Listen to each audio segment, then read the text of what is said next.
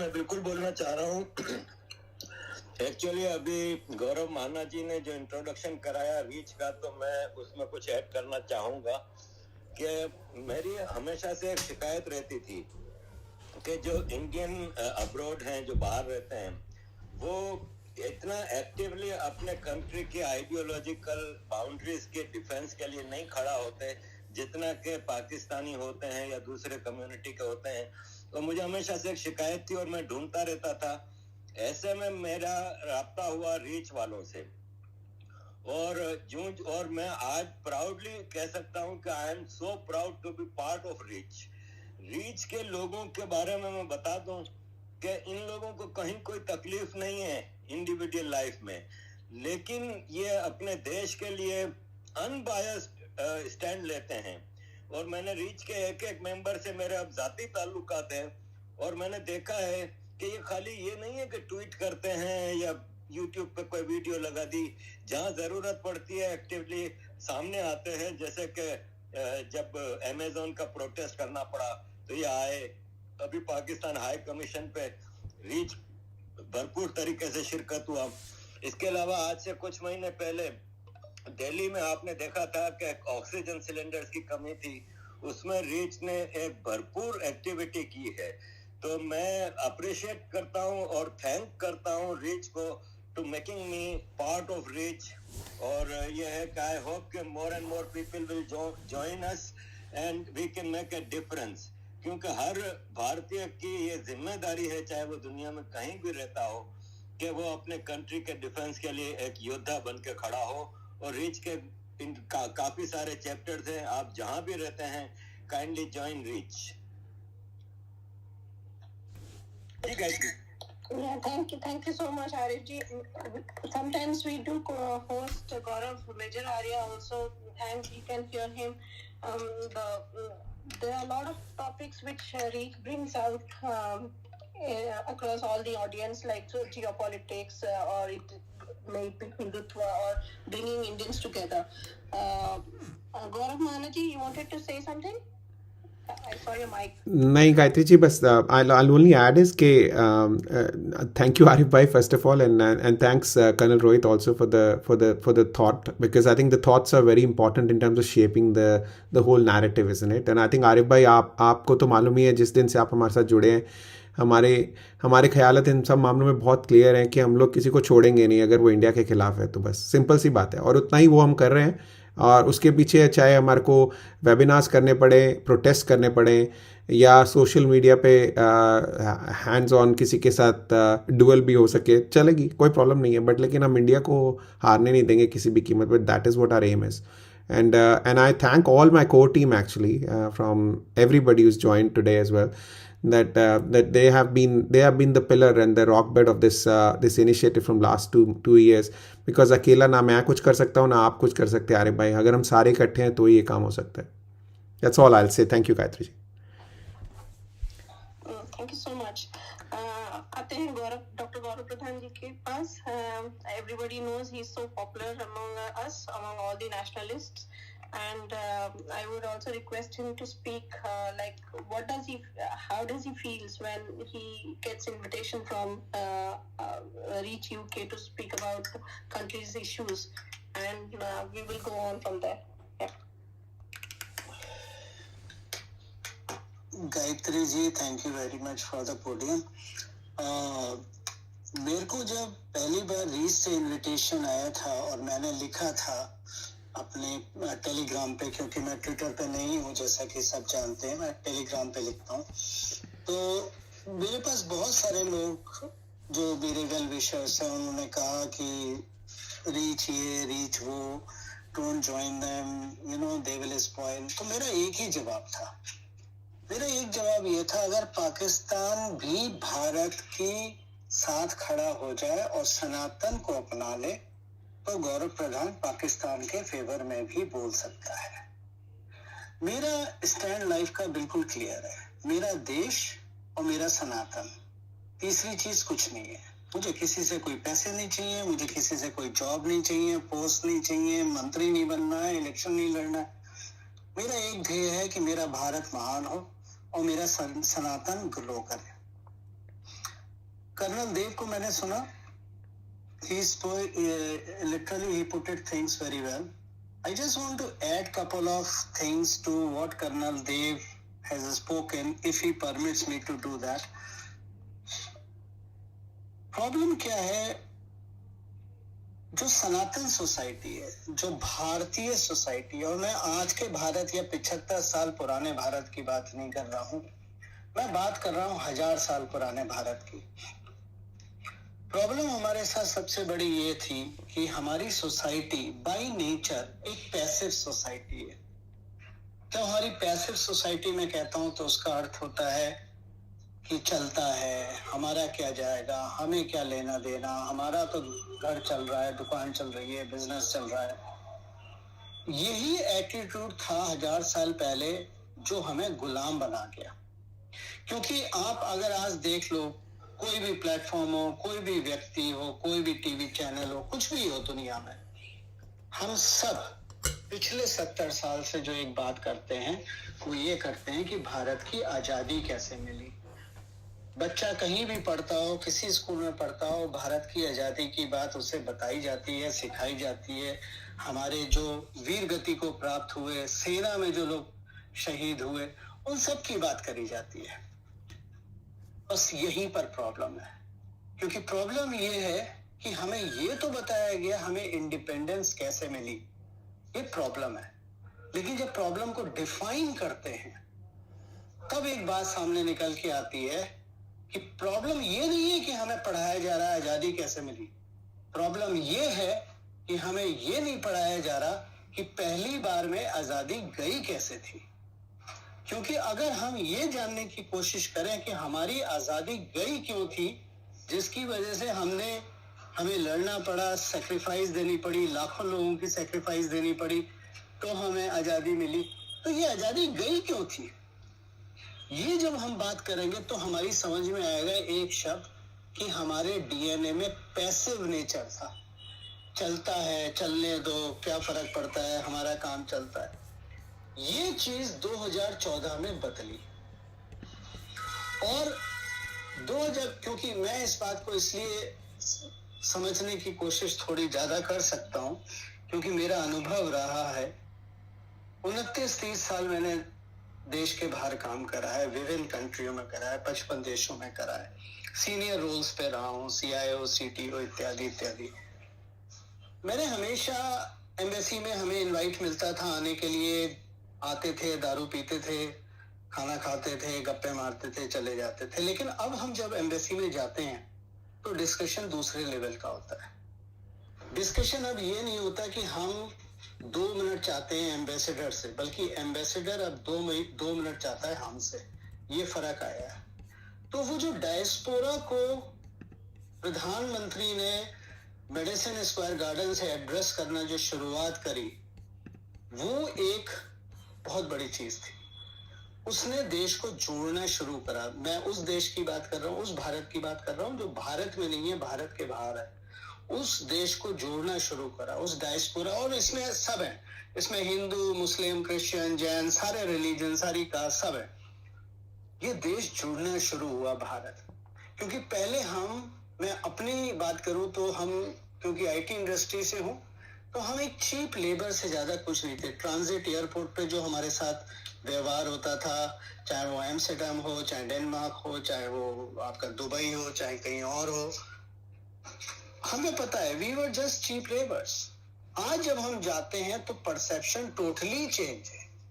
तो ये जो यूनिफिकेशन हुई, और उसका कारण क्या है? उसका कारण सबसे बड़ा, पहले कारण तो आता है जब लीडरशिप वीक होती है, जब लीडरशिप इंपॉर्टेंस नहीं दी जाती। और अगर आप डिप्लोमेसी समझते हैं, डिप्लोमेसी जानने की कोशिश करेंगे, तो आपको समझ में आएगा ये बात कि जो डायस्पोरा है वो हमेशा एक डिप्लोमेसी का हिस्सा होती है, और होना भी चाहिए, क्योंकि वो एक सॉफ्ट पावर होती है।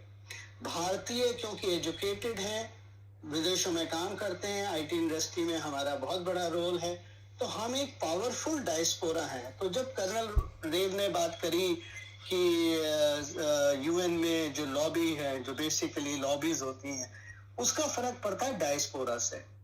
जो पाकिस्तानी डायस्पोरा था वो हमेशा कनेक्टेड रहा, जो भारतीय डायस्पोरा था वो कनेक्टेड नहीं रहा कभी, क्योंकि उसके अंदर कुछ ऐसी सेंस ऑफ प्राइड नहीं थी कि वो कनेक्ट हो सके, ना इंडिविजुअल लेवल पे, ना देश के लेवल पे, ना अचीवमेंट के लेवल पे। लेकिन जब देश बढ़ना शुरू हुआ, जब देश में अचीवमेंट आने शुरू हुए, जब देश में पीछे एक लीडरशिप स्ट्रांग खड़ी होनी शुरू हुई और वो दिखनी शुरू हुई, तो क्वाइट नेचुरल वो sense of belonging to Bharat started.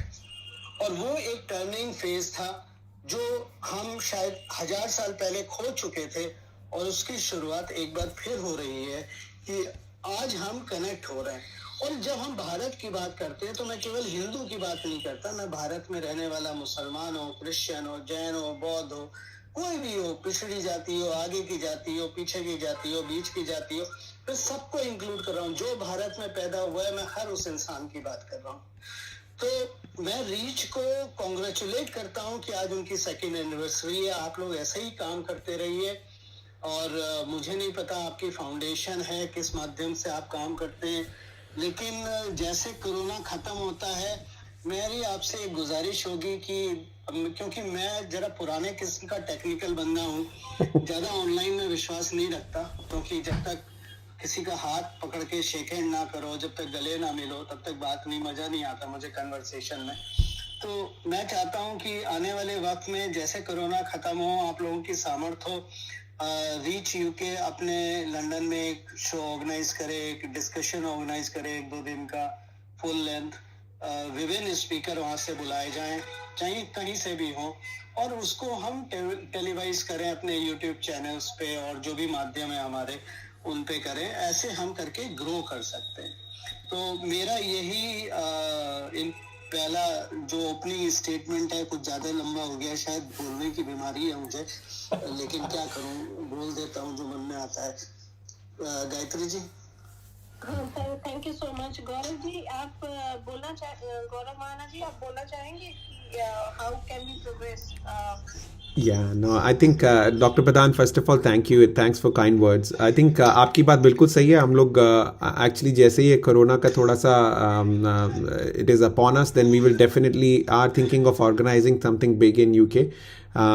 Obviously हम लोग अब जैसे मैंने भैया गौरव मान, एक बात याद रखना भैया, मैं बहुत गरीब इंसान हूँ, मेरे पास पैसे वैसे तो है नहीं, तो अगर मुझे बुलाओ तो मेरी फुली स्पॉन्सरशिप देनी पड़ेगी, ठीक है ना?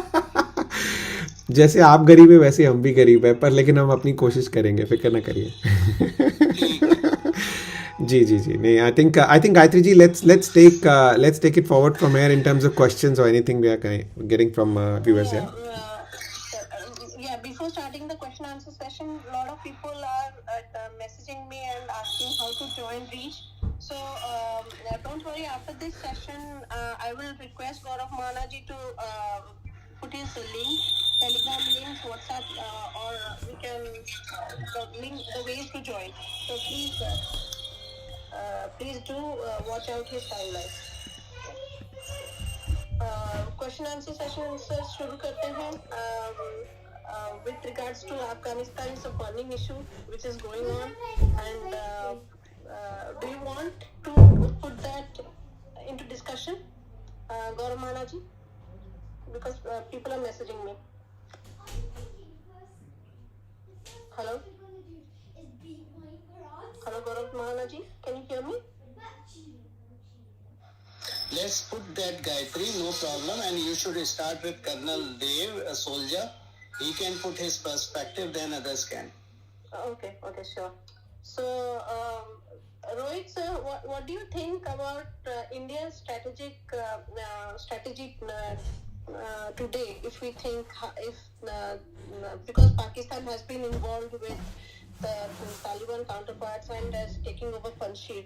So, what do you think at this moment India is doing? See, I'll just give a few pointers, because what India is doing, India will do in any which case.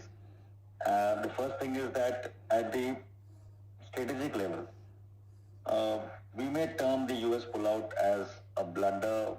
Some may, have a little more passion and, say it whatever way they want to say.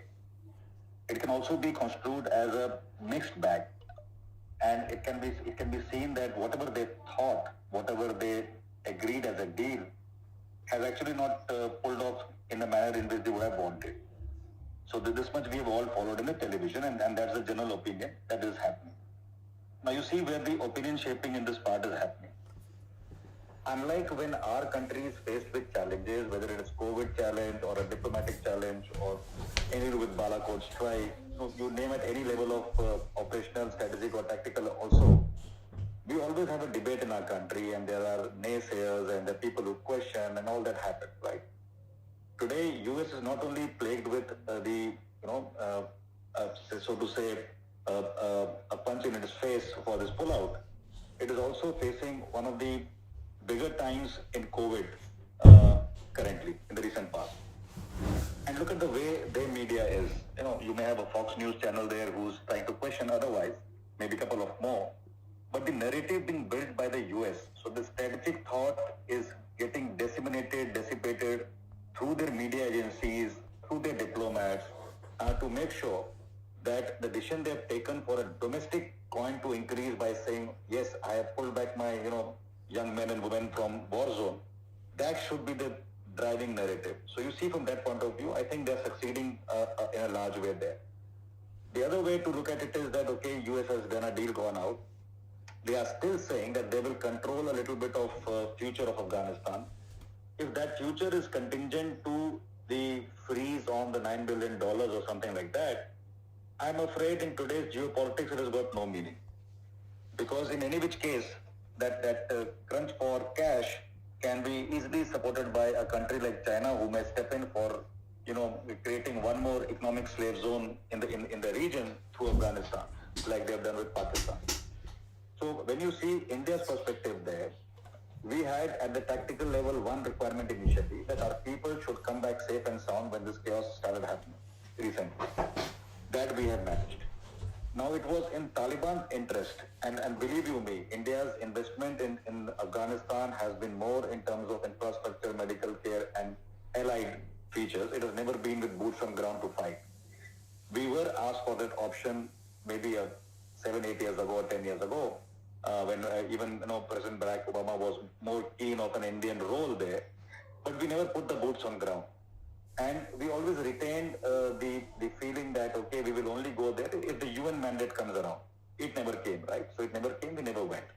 And that way I think we have been strategically a little better placed today, that we have never been a contributor to the mayhem, bloodshed and fight or infight in Afghanistan, otherwise at the visible level.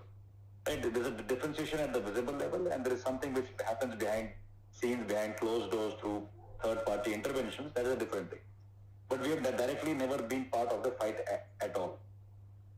When it comes to today, so we are at a pedestal in which the Taliban wants us to carry on with the infrastructure development. The questions are, how soon will India step in?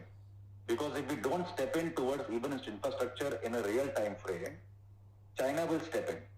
So the messengers, whether it's Pakistan, whether it's the money flowing for the airport or otherwise through Turkey, the money is only one country, the money is China, right? So Turkey and Pakistan are no more getting funded directly by any other country today. And if you see from that perspective, a choice would have to be made. In the future, an Afghan government will come into existence. It will come into being sooner or later. How it will be curated, how many of Al-Qaeda, how many of the Qani network, how many of the general public, how many of the businessmen. And I'm not too sure if Taliban today, in the first tier of the faces to be shown to the world, is going to put many thinkers and many financial biscuits at the front. So obviously there will be second tier, third tier and fourth tier kind of people, bureaucrats and ministers who will support the cause from beneath and stabilize Afghanistan, whereas they are bound to give the initial booty of the top leaders to their entire terror network, which has been able to, sort of in a way, people can say they are creating this propaganda as well, to ouster the US and the NATO forces from Afghanistan. And in that, when the space comes up in Afghanistan, the choices with the world are going to be accept the Afghanistan government or do not accept on the premise that it has been built on the edifice of terror groups and you can't go ahead. So India will have to make that choice sooner or later in the future. The government may have shades of women joining in, shades of some more liberals so to say, joining in, some, financial world people joining in, whatever. So it will take a construct. And that construct, I'm afraid, slowly and gradually, the West, which was involved with this particular country, will portray it to be a success, right? So they think they have a lane over the Taliban. They think the deal will be good in the governance structure, but it's only for time to tell. My fear is it will never be to that liking of even the West. But let's see how the machinery builds up and accepts first. As we speak today, even the US is not sure about what is being constructed there. So they have come on record, the diplomats have spoken. So I don't think so they are in sync and as a house saying the common thing to say acceptance or no acceptance. So India, as we always say, will have to wait and watch. And I don't think so any behind the scene movement to support either the Northern Alliance or the resistance movement or blah, blah, blah is going to help the Indian cause in any which way. So we are looking at Afghanistan as old relations between the two countries. We never have said no to anything positive which is prosperity driven for Afghanistan. We have never, let them off from our handle in terms of education, financial, infrastructure, and other domains. So we will continue to retain that cord, not necessarily, rejuvenate that cord and start for the money to flow soon enough now.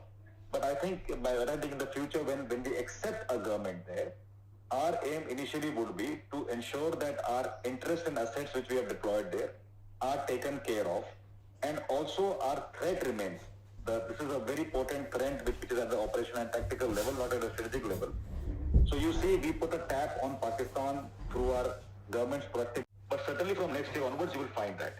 I also see through this route, because all these networks, you call it TTP, Taliban, Haqqani, Khorasan, Al-Qaeda, all are stitched together, right? From the Quetta Shura, Peshawar Shura, and today they are naming it as Taliban Shura. They're all connected.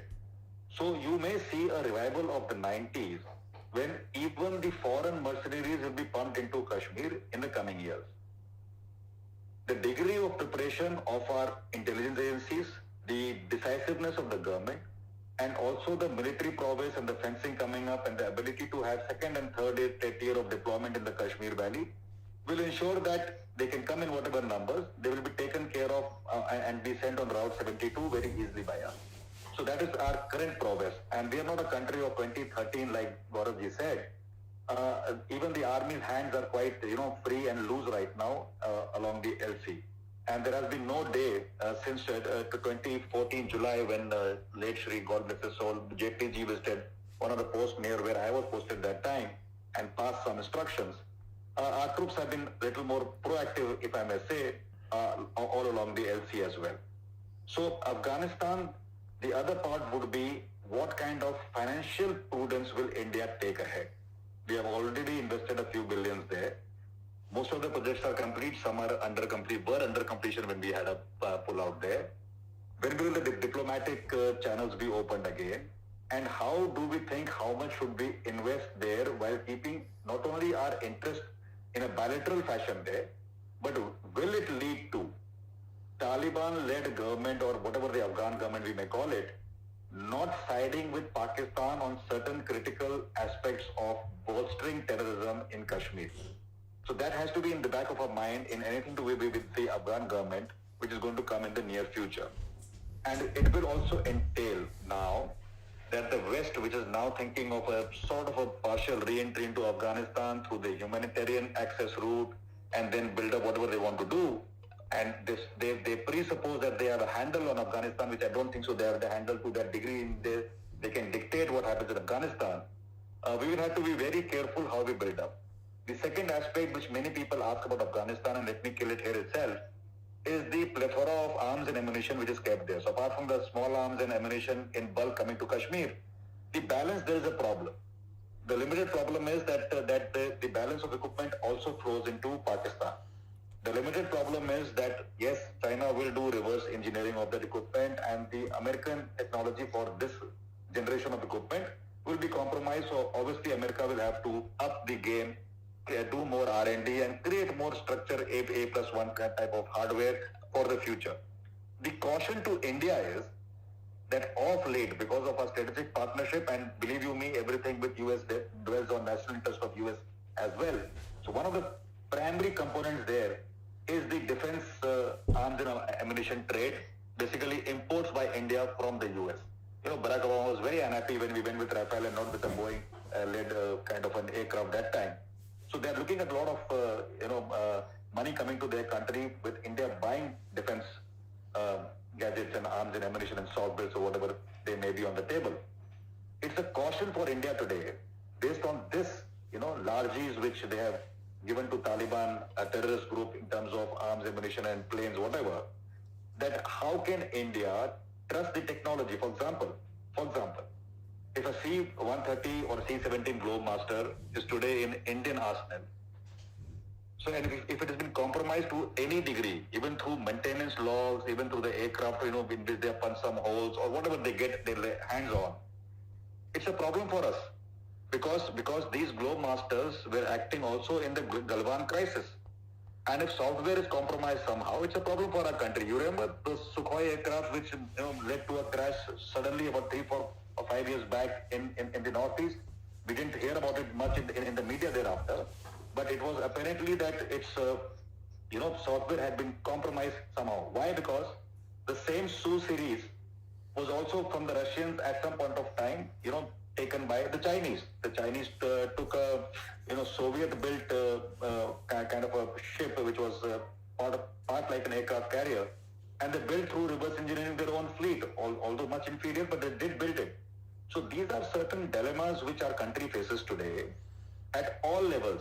And the last part is, how do you have the leverage on a world platform, right? I spoke somewhere, and let me coin it a little more as a layman for you.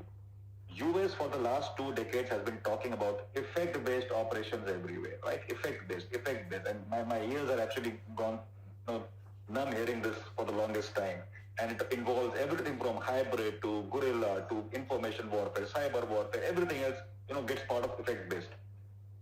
Finally, today, it is not effect-based in Afghanistan. It's a compromise-based strategy. So firstly, you have compromised. You have compromised even the intent of the NATO forces. And you are sitting on the most holy, structure of the UNSC, where there is a Russia and a China who at best can abstain. And to make them abstain, you need to be strong. And you are given the bargaining chip and the handle to China to step up and say, see, there was a superpower, can't do much, and China has been struggling and competing with you, and they have enhanced their visibility and viability in the economic realm. And now in the next step, they are looking at the military realm. And they have a clear-cut white paper which all think tanks, and that is what I was discussing the other day with somebody. US has invested the maximum in 2 spheres which nobody in the world has invested. One is the R&D of anything, from defense to whatever sphere you want to name.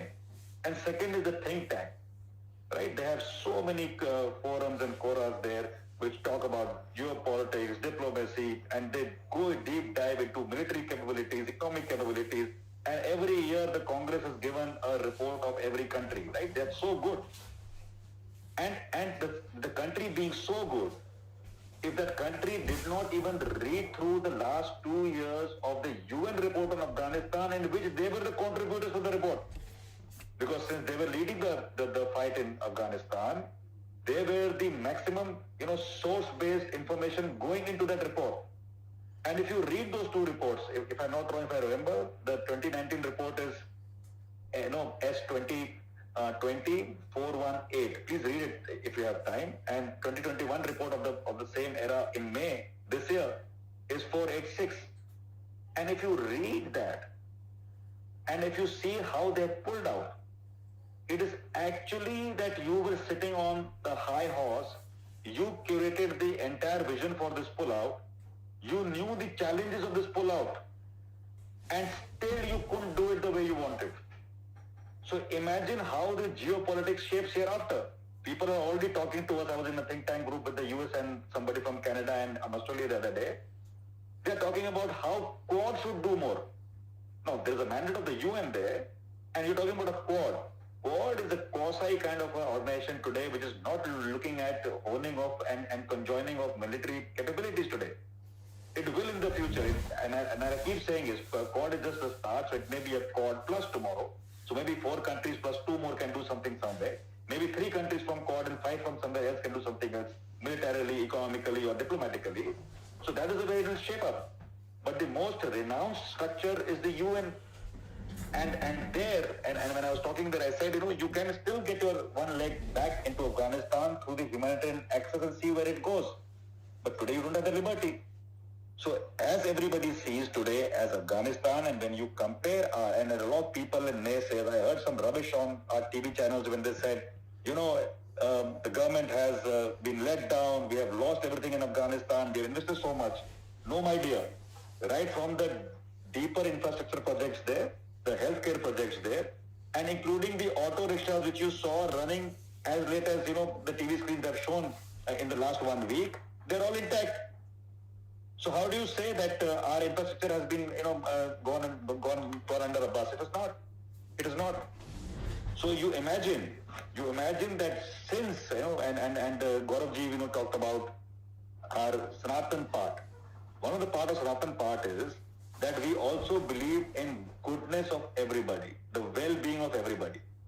And our entire bargaining chip today in Afghanistan is that we have been humane and we have strived for prosperity and peace in Afghanistan. So no Afghani, no Taliban, no anybody there can say that the Indians had interference in Afghanistan. They can talk about the US, they can talk about NATO forces, they can talk about each other's, contrary groups there, and they can also talk about in the same token about Pakistan. And that is where the fault line lies today, which our, Chanakya Niti will obviously play up, and how it plays up, it's for some other forum probably, in 2 ways.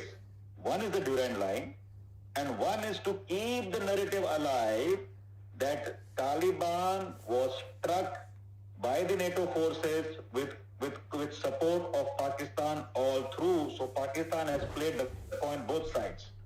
So if we keep these 2 narratives alive between whatever warring factions, fighting against even each other or grouping together, we can still create a narrative which is conducive for our country to belittle and bring down the coin which Pakistan thinks it has earned. And that is the way I see our even, diplomatic overtures going in the future. The linkages between Pakistan and these terrorist groups operating today in Afghanistan with the surge of the Caucasus Russians, the people from China, even there, these terrorist groups.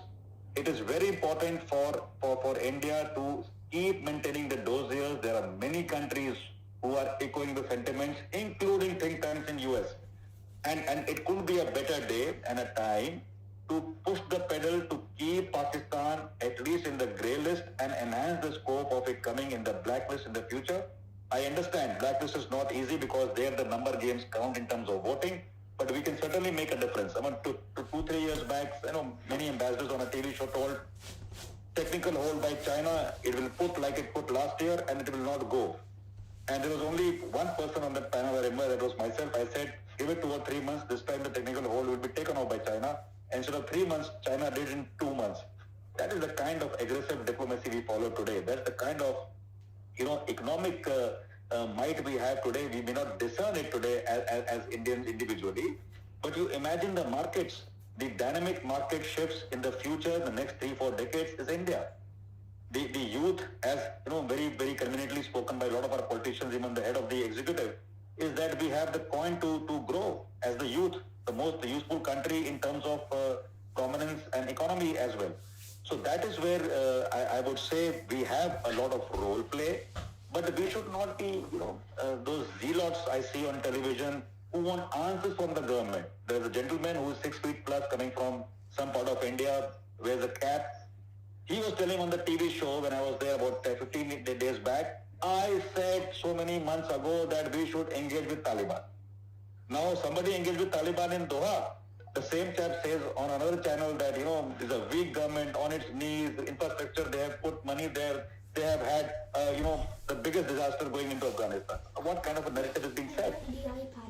It's kiddish. A class 9-10 student today understands geopolitics better than most of our politicians. And that's the sad part. Because the route to go to Lok Sabha, Rajya Sabha is so extraneous that even criminals can reach there with the money power. But it's the onus is on the literate people who are on forums like such as this today to be able to have a proper opinion shaping and a narrative building and involving people. In fact, I spoke I think on a Reach platform last year when you met me for the first time on a webinar.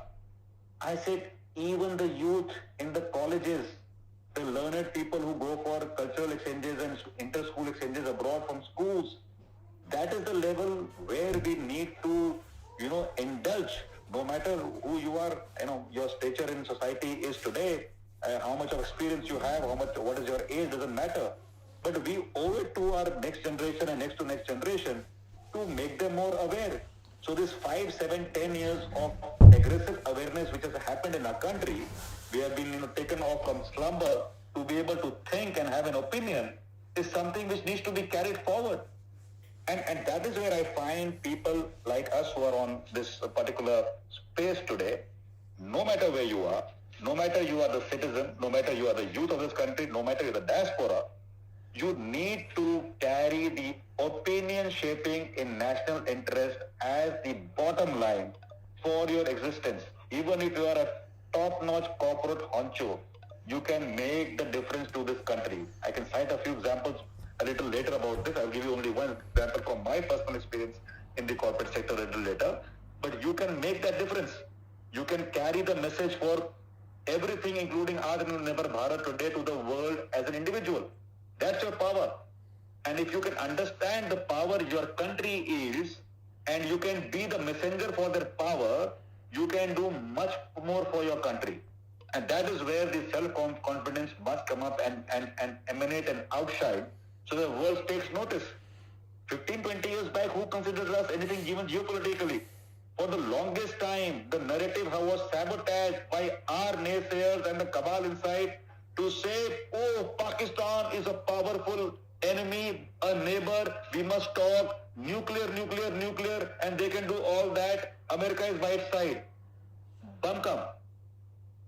7 or 10 years ago, and I see a lot of military people joining now, in a forum, we used to have our big screens in a core in a command headquarters. The first slide, and bear me out, the first slide always, even in the military, used to be geopolitical scan out versus that effect. And they used to have a map of world, and they used to put those boxes with a yellow color background and a black color lettering to say which country is important for geopolitics. And they used to name Pakistan also. And it was that time I said, you are making a mistake. You are making a mistake because Pakistan will suck up your economy for the next 3 decades, whereas your enemies are beyond Pakistan. The enemies economically would be China. If you don't compete now, you will never militarily be able to face up to them. And here we are, and I say with all of conviction, 3 years behind with China already. So that is where we are. And any buffoon, and sorry, pardon that word I used, any buffoon who thinks that India has been a sucker in Afghanistan, I think they are off their handle and their intellect mindset, and they need to rethink. They need to rethink long time. I think I've spoken enough on Afghanistan. Let's take some more views and questions if there are. Thank you, guys. Yeah, so certainly India needs to broaden its diplomatic engagement with like whatever government comes in Afghanistan, because it has to look to its future. So do you think that Indian decision makers were fully informed about it earlier, that this situation is coming out? Yes. There has been no case in our diplomatic channels to be able to discern what's happening where. It was a cozy club. When you say nuclear bogey and nuclear intent of Pakistan and China is giving them $2 missiles to fire at us, what did you do? You created such a hoogaloo about that the military thinkers who are supposed to act as a war machine, instead of talking how to fight and gain territory and punish Pakistan, they started drawing all kind of escalatory mechanisms, all kind of red line, blue line, green line, whatever lines they could think of. And the out-of-the-box thinkers got left out because the contemporary thinkers thought, oh, we can't do this. And after 3 decades when Balakot happened, tell me what was more prudent than a Balakot than crossing any line of Pakistan which they made fictitiously with the eyesight. So what do? You clipped the wings of your military prowess and made the hands go behind your backs, and you put, like a policeman, you chained them. And not to be quoted, even if I'm quoted, I don't care. So there was a scene in Baramulla sector, 2014 July, which I mentioned briefly earlier. Let me illustrate that thing, and let me see if I can be a little diplomatic about it. So there is a Raksha Mantri standing there, having tea with troops. And there's a Khalsa Paltan there, Sikh Paltan. And he asked somebody, what is that? So they see a bunker little in the near vicinity on the next hilltop. And in whatever language the Subedar Major used, he says, Pakistani bunker and all that. And he tried to gauge his morale. He said, why can't you capture it? Words to the effect. And he said, you give the order, I will take it by evening. So he said, what other are you waiting for? Right? So somebody said, sir, actually this, that, peacekeeping measures, confidence building measures, blah, blah, blah. So the army is talking about CBM and not realizing what on ground it could do actually. So he said, it's your business to do whatever you want to do it here. If it gets escalated to our level of polity and decision makers and cabinet, will see it. So he passed some instructions. Standing on the same feature, right, from the army commander. You can now Google who was the army commander, who was the corps commander. It's all there on the net. And the same army commander, after leaving the uniform, the same army commander who was about to punish people for that, mobile checkpost case where the firing happened when a Maruti Jeep 800 went through 3 checkposts to be shot at the 4th or the 3rd one. The same army commander who was called out by the captains and lieutenants to come and speak and address them and assuage their, morale and josh, is telling on the national television that how hands-free we were. How hands-free we were to conduct strikes, and we have done everything like Uri strike earlier as well. So that is where the narrative changes. And I am telling you, don't hold it personally against me. You had the series of beheadings. Remember, beheadings used to be a sort of a Paris, ramp walk kind of a event happening against our country at some point of time. So Pakis would come and behead it. So obviously, you put yourself in a shoe of a company commander or a battalion commander or a brigade commander at least. If somebody comes and cuts 2 heads, what will you do? You will say we are following confidence building measures? No. No, sir, no, ma'am. You will get the head from the other side also. So no quotation, no time perspective, but a case happened like this. And the diktat was to have a court of inquiry to get into the roots and punish people who did it. God bless his soul, who was the GOC at that time, he put his foot down and didn't do it. So he must have got sacked for it. But the colonel saab below and the brigadier saab didn't face the wrath. So we have evolved. We have evolved because apart from whatever we say that the military is getting consumed by politics these days, even the serving people are getting consumed. Yes, to some degree it may happen or not happen. But certainly there is an aggressiveness in approach today on the LC, and I am telling you, it is 99% courtesy the military itself and 1% which actually was overbearing is the political intent.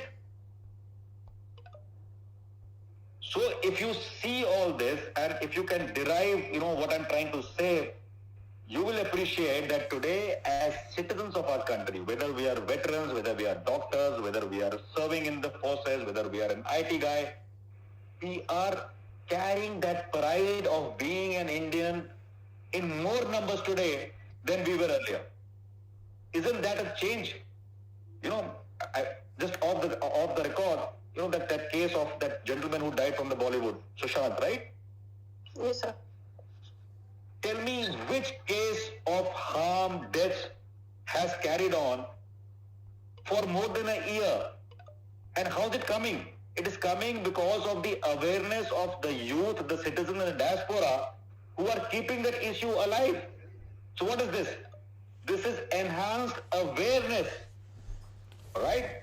And this is what will shape opinion even in geopolitics, diplomacy, economic affairs, whatever you name it for the country. And that is why we are talking, right? Second anniversary of REACH is a moment to celebrate, right? But what are we talking? We're talking about how much more can we do as citizens, youth and diaspora to carry the opinion shaping forward in India and abroad across world stages in our national interest. So this is the beauty of how a society, creates itself better. And this is how a nation creates better.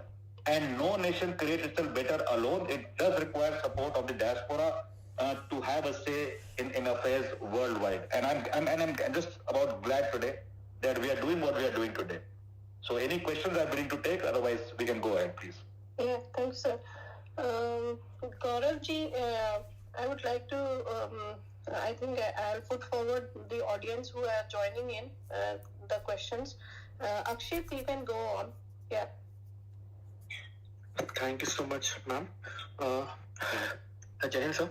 So my question is that what happened in the Balakot airstrikes? Most of the people in India perceive Pakistan as the first target of the enemy, but they don't estimate the threat which China posed to us. Sir, do you think that airstrikes which happened in 2019 was a message for China instead of Pakistan? A good question, but I will answer it differently.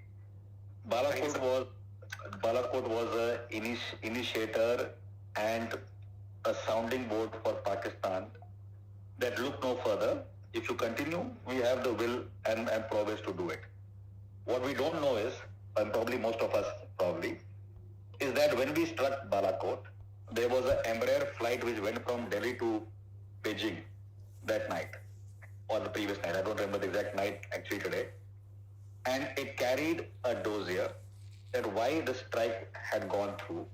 And the reason was that there should be no kind of a unruffling of our intent by China on any platform. Now tell me, did you hear Chinese squeak even a word after Balakot? You did not, right?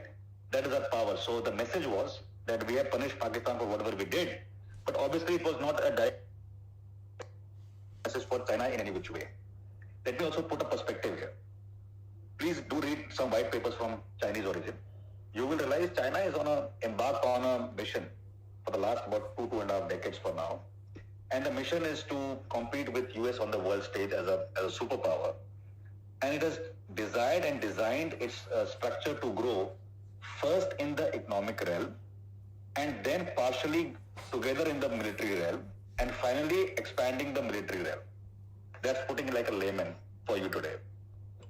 But while it was going through the economic surge, China utilized every tool outside the book.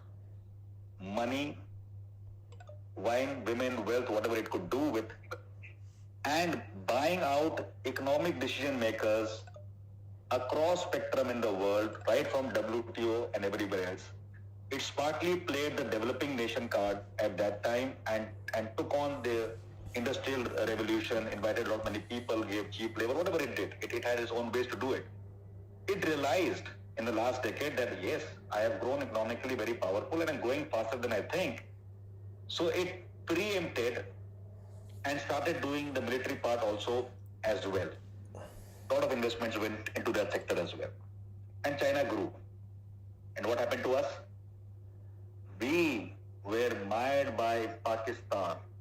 Our politicians, and don't mind my saying, few of them were sellouts in our country, who kept that, kind of a communist Western kind of a narrative alive in cahoots with the Pakistanis, and they ensured everything went into the western side of our borders.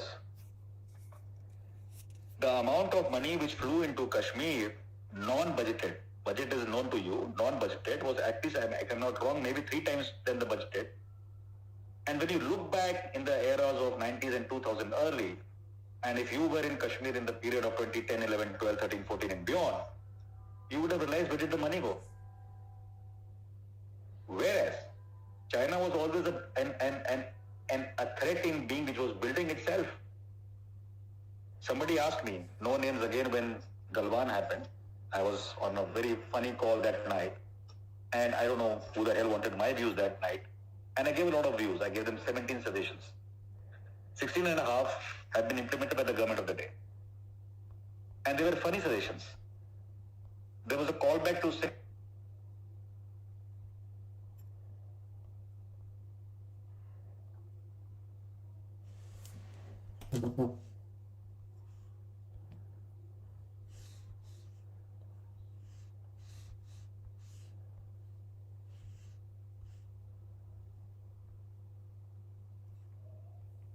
Valley, the kind of reserves you have created both in the northern sector and the western theater, there is enough with our country that in summers we put some, men and machine along the LSE.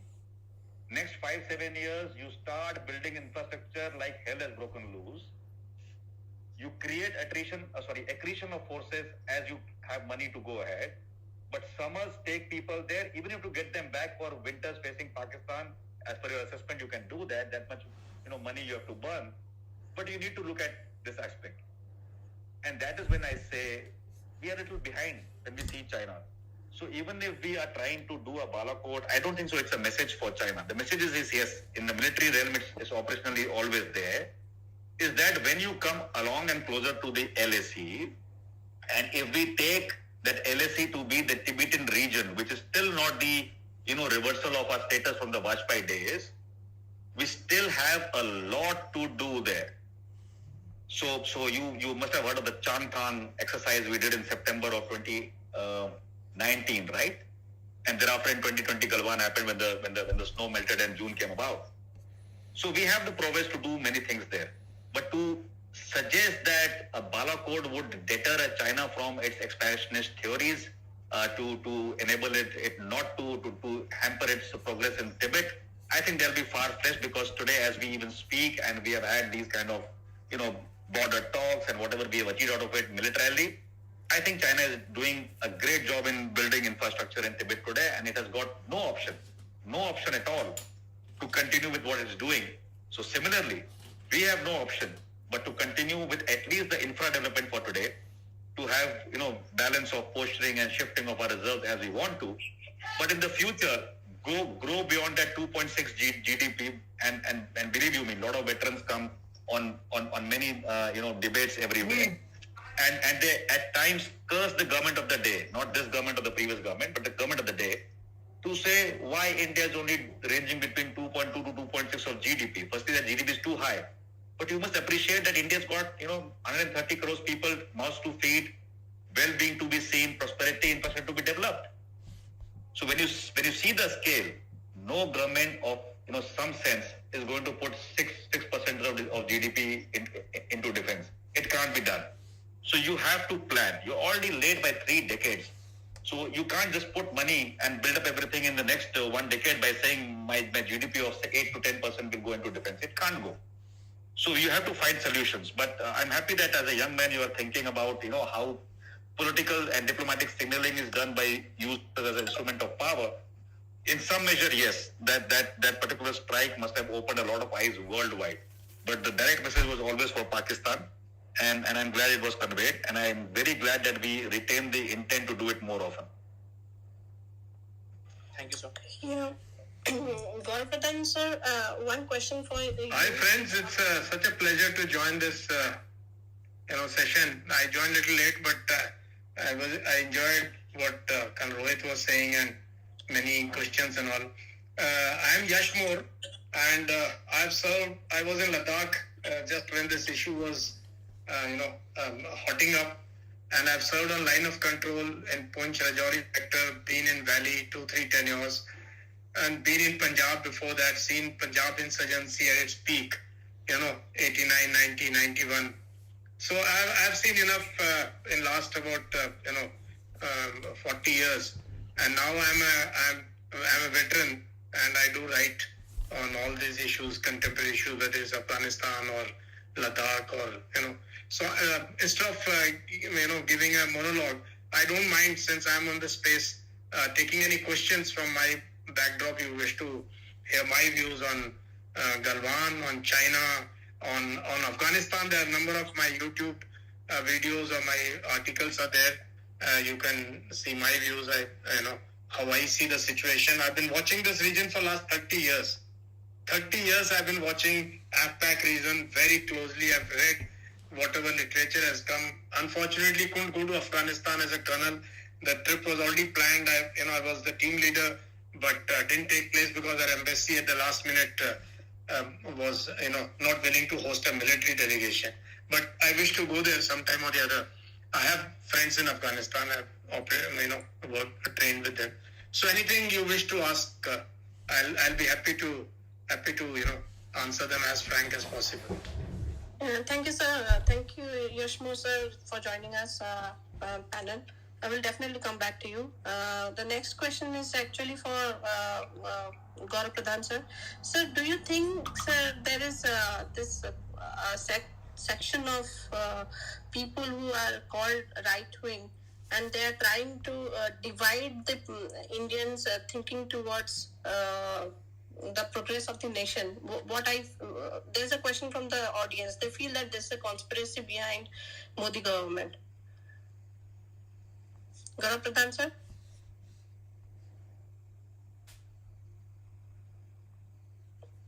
Hello, Gaurav Pradhan, sir? Thank you, Gayatri ji. I'm there. Thanks, Colonel Dev. Learned a lot from you. And thanks for dropping the RDX information which was necessary. Gayatri, before I answer your question, and probably I'll ask you to repeat the question again later, but before answering the question, I just want to talk about the Afghanistan, which Colonel explained very well. And I want to take it from there, if you don't mind. Am I permitted to do that? Sir, the stage is all yours, sir. You are the guest. So please. Oh, don't give me the stage, otherwise nobody will get the podium, I can guarantee you with that. Okay, I will take briefly 5 minutes of yours to understand Afghan. Colonel has very well explained from a military point of view.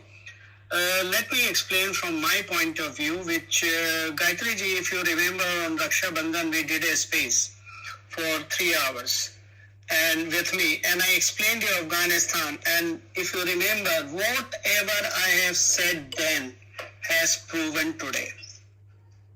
First of all, we need to understand very well, Taliban is not a name. Taliban is a combination of fractions.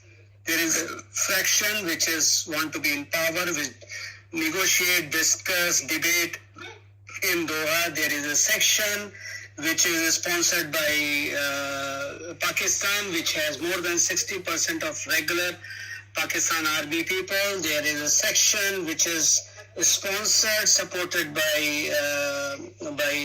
your Turkey, that is part of there.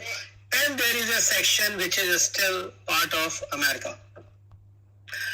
During my previous conversation, and I have written an entire calculation on my Telegram, which you can scroll up and read.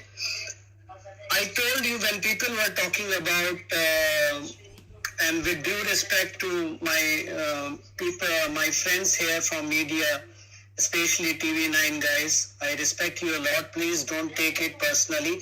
I'm talking about the garbage medium which we face in India. And I would also like to say personally thanks to Shams Alam who has joined in. Shams Alam is a para swimmer, national level para swimmer. And I'm delighted that people from sports are also joined this channel. And I welcome Major General also and a lot of other forces people. So let me start. I told you that $80 billion junk was dumped in Afghanistan. Nobody believed me. But today, every media is showing that the choppers, the planes are non-operational, the Humvees are non-operational. Colonel, they have talked about the software, the reverse engineering. Yes, China is only known for reverse engineering in their life. They have never innovated anything. They have never done anything. beautiful example of reverse engineering of China, apart from automobile and what they do with Ferraris and Rolls-Royce, is during Osama bin Laden operation in Quetta, Pakistan, a Black Hawk helicopter crashed, and the Marine burned the helicopter and went with another one. Next day, there were 4 Chinese engineers with Pakistani army people, and they have taken that helicopter, the burned out helicopter, as a cargo to China. 3-4 years later, you saw the stealth aircraft coming out of China.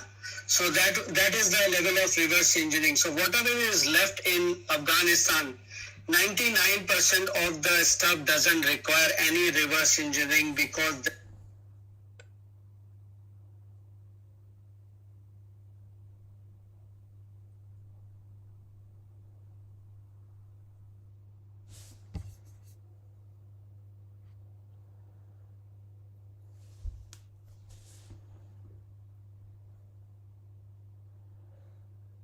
are broken, they are non-usable. The C-17, one of the C-17 or C-130 which is left there, couple of them left there, they are all non-operational and they will not be operational in rest of their life. So what is this guns which were packed in cargo containers and shipped to Pakistan? This is a payment which is made by Biden administration, or rather I would use the word not Biden administration, the CIA. This was the payment done by CIA to Pakistani ISI. How? The simple thing is that before the US left Afghanistan, there were drone strikes. So the question is where the drones were taking off.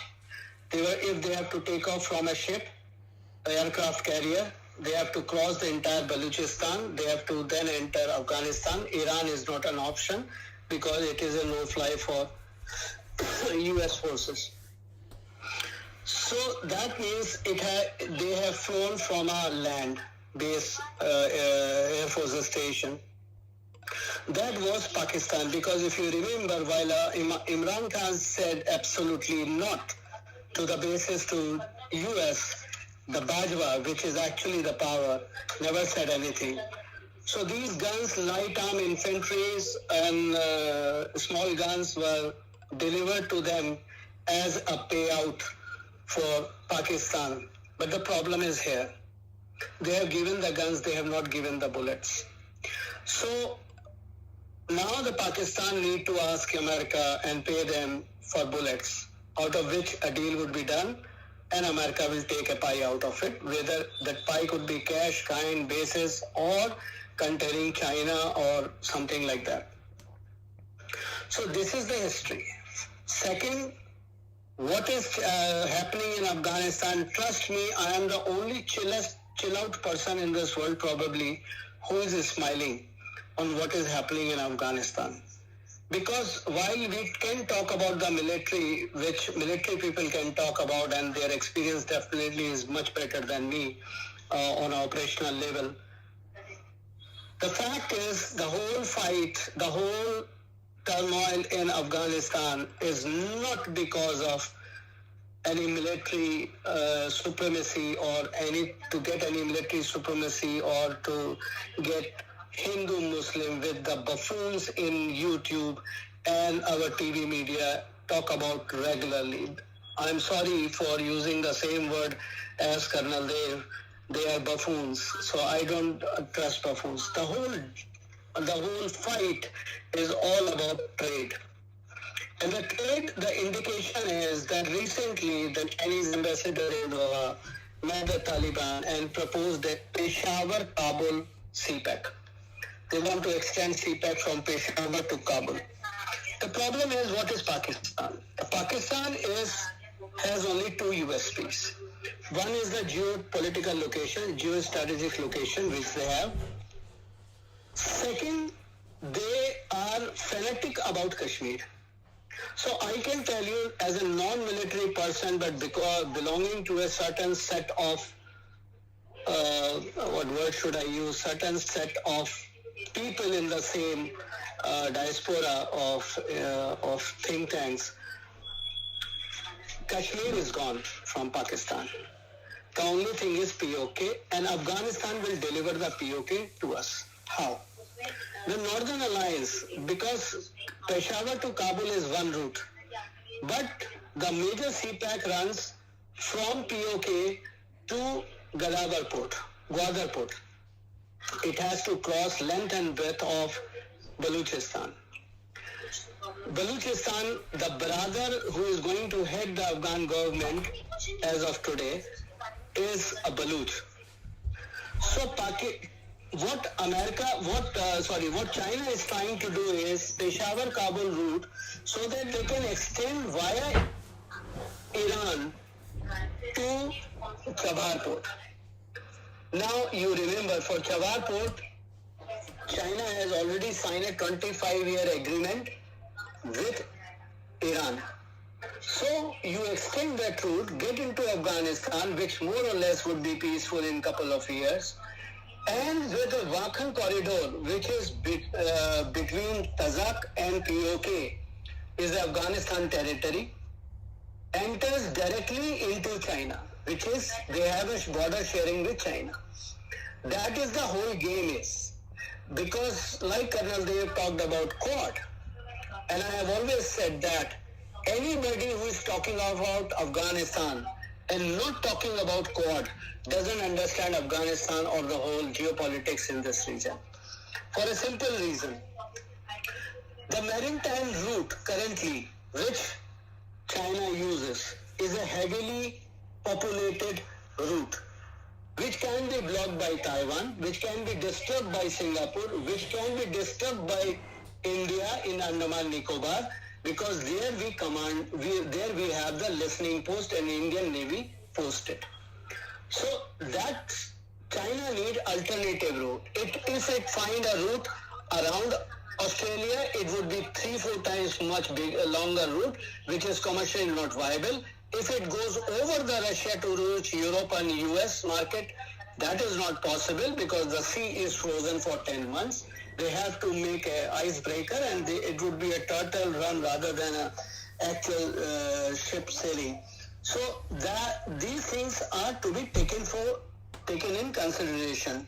So China want a route to enter the sea. Now China has 3 options. First option is via Myanmar, because there China already have a pipeline from the sea crossing Myanmar horizontally and going into the China.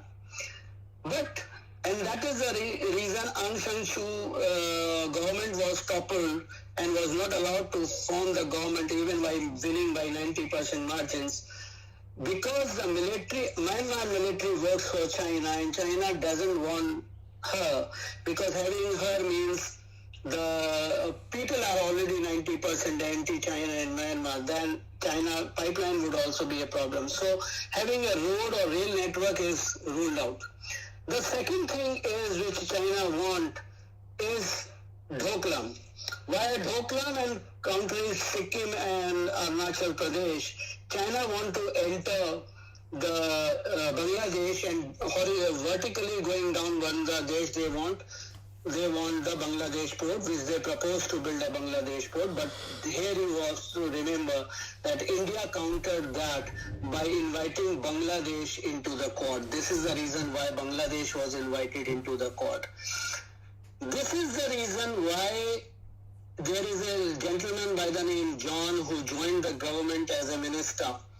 And many people, in fact, the social media buffoons and TV guys, start talking about how can you have a missionary in a government. The point is, look out the location where his constituency is. That will tell you the whole story. It is right on the chicken neck. So this is the national security reason he is being brought in there, because now the church will increase and the madrasas will reduce over a period of time, and demographic changes happen, and Vatican people doesn't listen to China. So that is another counter. The third route which is there is the CPEC via POK, Pakistan. The Pakistan is already in turmoil. Afghanistan is a better route through, so that they can reach the Chabahar port. So this is the whole story. And if they go by Afghanistan, the return of investment on the investment by China would be double, because now it is not just for good transport, import and export from Chabar port, but the mining which they do in Afghanistan, the mines they want in Afghanistan, which worth close to about $5 trillion in total value. China can use the same route, rail network or road network, whatever they build, to transport the minerals and other stuff to China.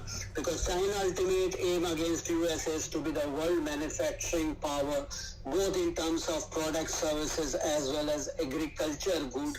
And that is the reason China owns a lot of land in entire Africa where they produce agriculture and they bring it to China and export from there.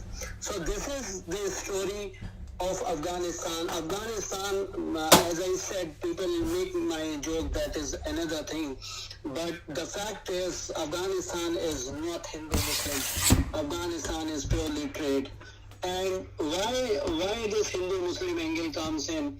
For one simple reason, Islam, other than Sanatan Dharma, all other religion, and rest are religion, not dharma. Dharma is only Sanatan.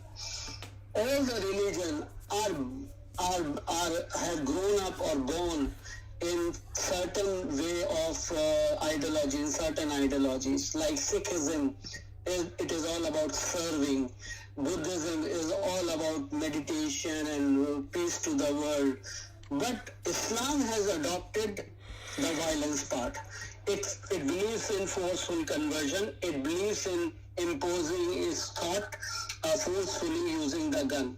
China beautifully uses Islam for its expansion to the world in whichever part of the world. And China sponsor all this with $3.3 trillion forex reserve.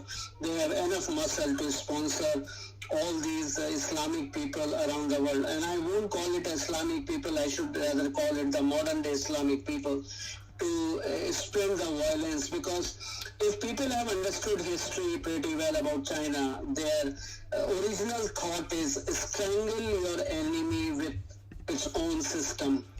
So they strangle you with your own system, and India has a lot of fault line, be it labor union, be it caste-based divides, be it reservation, be it religion-based fights. But in 2014, many things changed. And the first thing what was necessary, which previous speaker has spoken about, before 2014, Pakistan never had a problem.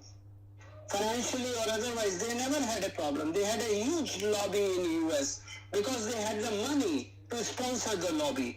The lobby only works for money. Trust me, the lobby doesn't work for religion or believe in that you are good or I am bad. They don't have that mind. Their mind is all about money, and Pakistan has it. So what this Modi government has done day one is cripple the economy of Pakistan. And the first step they took was demonetization.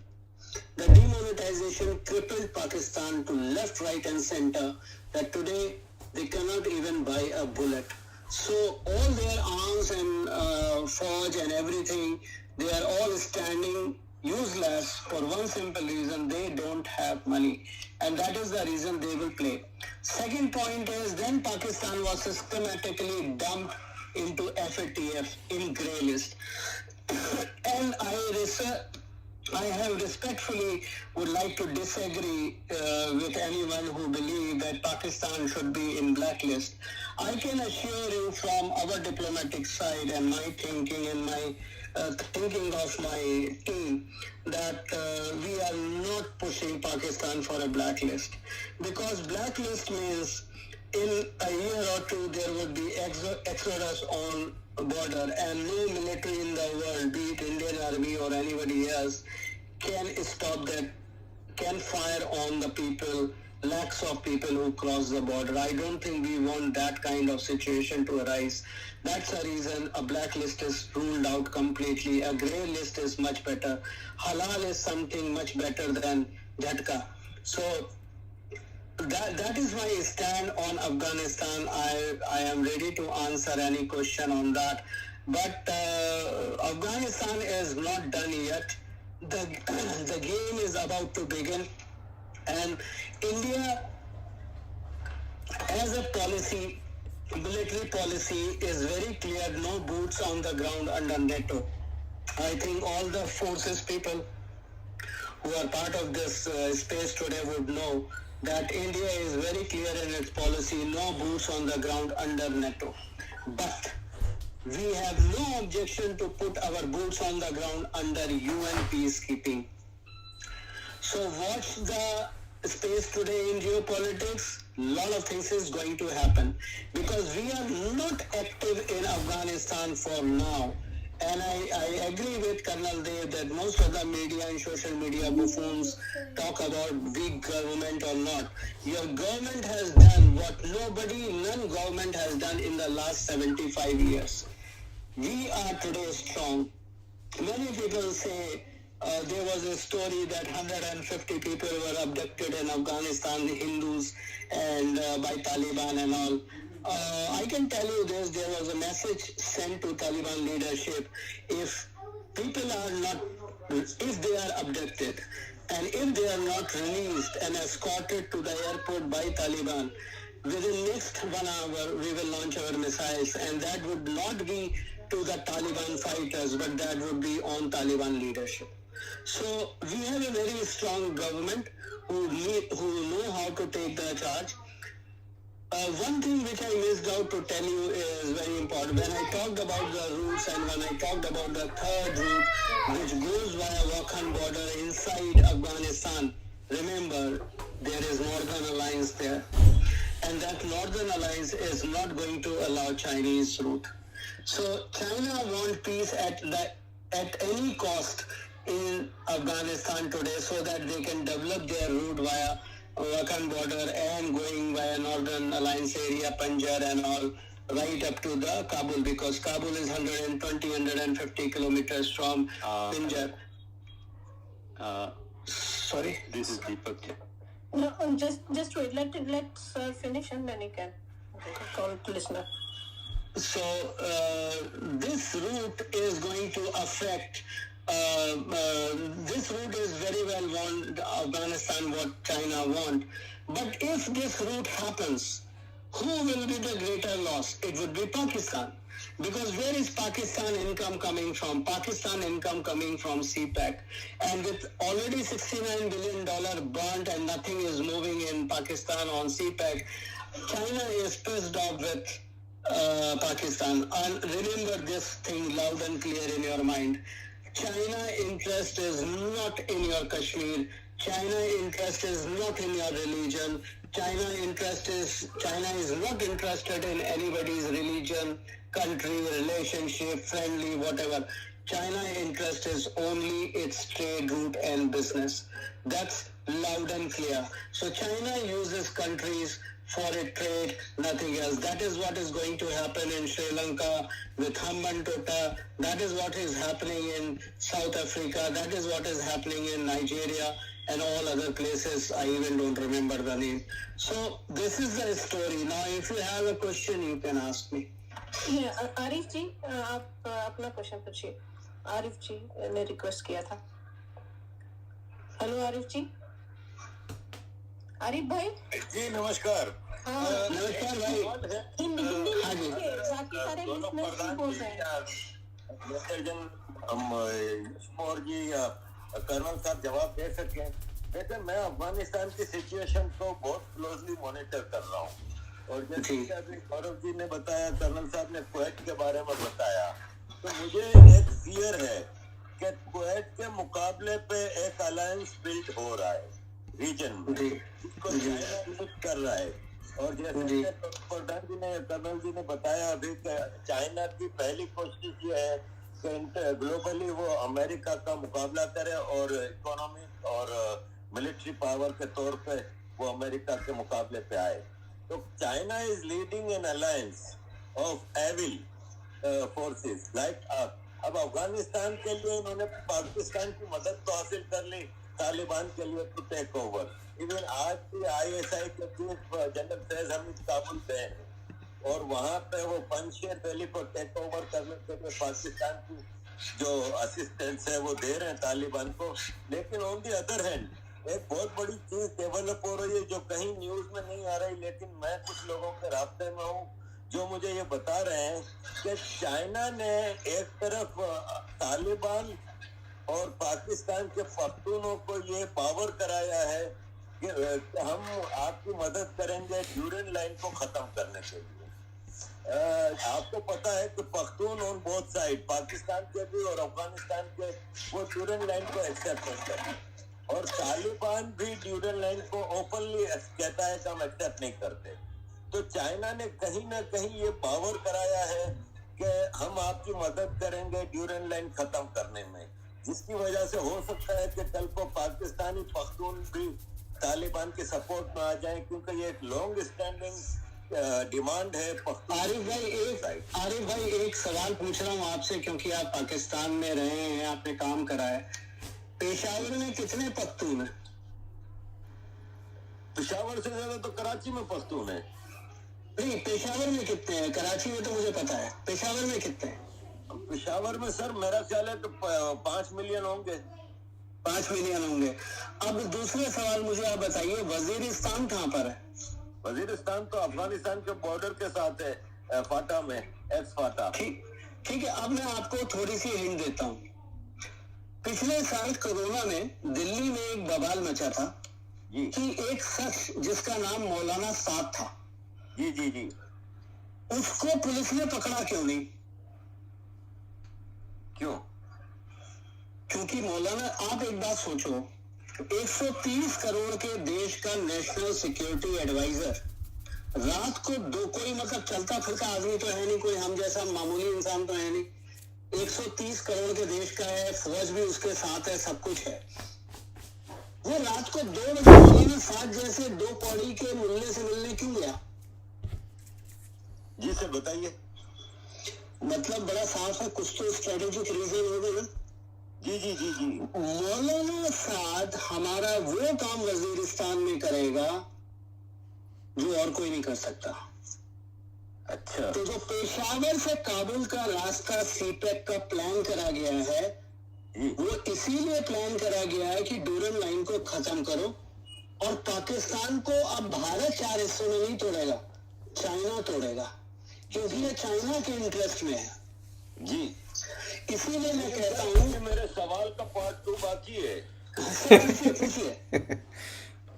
जी, तो एक तरफ तो ये development है पख्तूनों की Chinese के साथ, एक और डेवलपमेंट हो रही है। मेरी कुछ बलोच दोस्तों से बात हो रही थी, तो बलोच कह रहे हैं कि हमें दुनिया में कोई मदद नहीं कर रहा, अमेरिका और वेस्ट तो हमें टेररिस्ट डिक्लेयर करके बैठा हुआ है हमारी ऑर्गेनाइजेशन को। भारत पता नहीं क्यों पीछे हट रहा है हमारी मदद से। तो कुछ बलोच लीडर अब चाइना को अप्रोच कर रहे हैं, help us getting Balochistan independent and we will serve your purposes on CPEC and everything and we will go give entire security और आपको ग्वादर भी दे देंगे और ये वो, लेकिन हमें पाकिस्तान से आजाद कराओ। तो सर एक ये चीज जो डेवलप हो रही है और चाइना आस्ते आस्ते पाकिस्तान से दूर होता जा रहा है। तो आपने अभी जो कहा था कि चाइना विल ब्रेक पाकिस्तान, तो मुझे इसलिए ये बात समझ में आ रही है। तो आप कुछ बताएंगे कि क्या ये फिर अलायंस जो बनेगा एविल का, जो चाइना की लीडरशिप में, जिसमें ईरान होगा, जिसमें बलूचिस्तान होगा, जिसमें ग्रेटर अफगानिस्तान होगा, क्या वो एंटी इंडिया नहीं होगा? क्योंकि चाइना विल नहीं आरिफ भाई, वो एंटी इंडिया नहीं होगा, लेकिन मेन चीज ये है कि क्या वो होगा। सबसे पहला सवाल तो ये है, और अगर वो होगा तो वो क्या पर्पस सर्व कर रहा है। जब आप बात करते हैं बलूचिस्तान की, पाकिस्तान लीड कर रहा है, अफगानिस्तान लीड कर रहा है, कॉन्ट्रडिक्शन तो यहीं पर है, क्योंकि बलूच और पाकिस्तान एक साथ नहीं है। तालिबान की जो असली लीडरशिप है वो और पाकिस्तान एक साथ नहीं है, क्योंकि तालिबान का केवल ISL वाला जो कंपोनेंट है, वो हक्कानी नेटवर्क है, वो अपने आप को जो तालिबान कहता है वो पाकिस्तान है, लेकिन जो दोहा लीडरशिप है तालिबान की, जो पॉलिटिकल, वो नहीं है। तो यहाँ पर कॉन्ट्रडिक्शन है, ये अलायंस कभी भी नहीं टिकेगा। और ये सारी चीजें अब क्या होता है कि बलूच भाई जो हमारे हैं, उनको खुल के, उनकी उम्मीद ये है कि खुल के कोई बात भारत नहीं करता। भारत खुल के कभी कोई बात नहीं करेगा, ये मैं आपको लिख के दे सकता हूँ, चाहे वो डोमेस्टिक पॉलिटिक्स हो चाहे इंटरनेशनल पॉलिटिक्स हो। भारत इनडायरेक्टली काम कर रहा है। आज के टाइम में भारत बलूच को ही नहीं बल्कि कराची में भी है, वजीरिस्तान में भी है और पंजाब में भी है, और वहां पर हम अपने तरह से इन चीज में नाम तो लेना नहीं ठीक नहीं होता है पब्लिक प्लेटफॉर्म पे, मेरी बात को लोग पता नहीं क्यों छापना शुरू कर देते हैं, तो नाम तो नहीं लूंगा, लेकिन मैं आपको बहुत ऑथेंटिक वे में बता सकता हूँ। और जब मैं बोलता हूँ बहुत ऑथेंटिक वे, तो आरिफ भाई आप समझ सकते हैं कि मैं किस लेवल पे बात कर रहा हूँ। हम बहुत इन्वॉल्व हैं, जो ये अलायंस बन रहा है वो बनेगा नहीं, पाकिस्तान 4 हिस्सों में टूटेगा। इसीलिए मैंने आज से नहीं कई साल से मैं कह रहा हूं कि जो हमें पीओके चाहिए वो हमें अफगानिस्तान डिलीवर करेगा, और आप देखते रहना नॉर्दर्न अलायंस करेगा। आरिफ भाई, तो आपका सवाल का जवाब मैंने दे दिया जी, दे तो दिया, लेकिन अभी भी आपने कहा कि ये होगा नहीं, तो क्या बलूचिस्तान को हम चाइना के हवाले कर रहे हैं? नहीं, आप चिंता मत करो, बलूचिस्तान चाइना के हवाले नहीं जाएगा, वो केवल एक बलूचिस्तान का फ्रैक्शन है। जैसे भारत में भी एक पॉपकॉर्न कम्युनिटी होती है, और वो पॉपकॉर्न कम्युनिटी जरा सी हीट बढ़ती है तो वो उछलना शुरू कर देती है, तो ऐसे ही कुछ हमारे भाई मित्र हैं बलूचिस्तान में जो इस तरह से उन्हें लगता है अभी आ जाए। बलूचिस्तान मैंने आज से 2 साल पहले लिखा था कि 5 साल का पूरा प्लान है बलूचिस्तान का, और बलूचिस्तान डिलीवर होने में 5 साल 6 साल लगेंगे। तो आप इस बात से सरप्राइज मत होना कि 2024 से पहले बलूचिस्तान डिलीवर हो जाए। Hopefully sir, hopefully. Aditya sir, आपका क्या व्यूज है इसमें?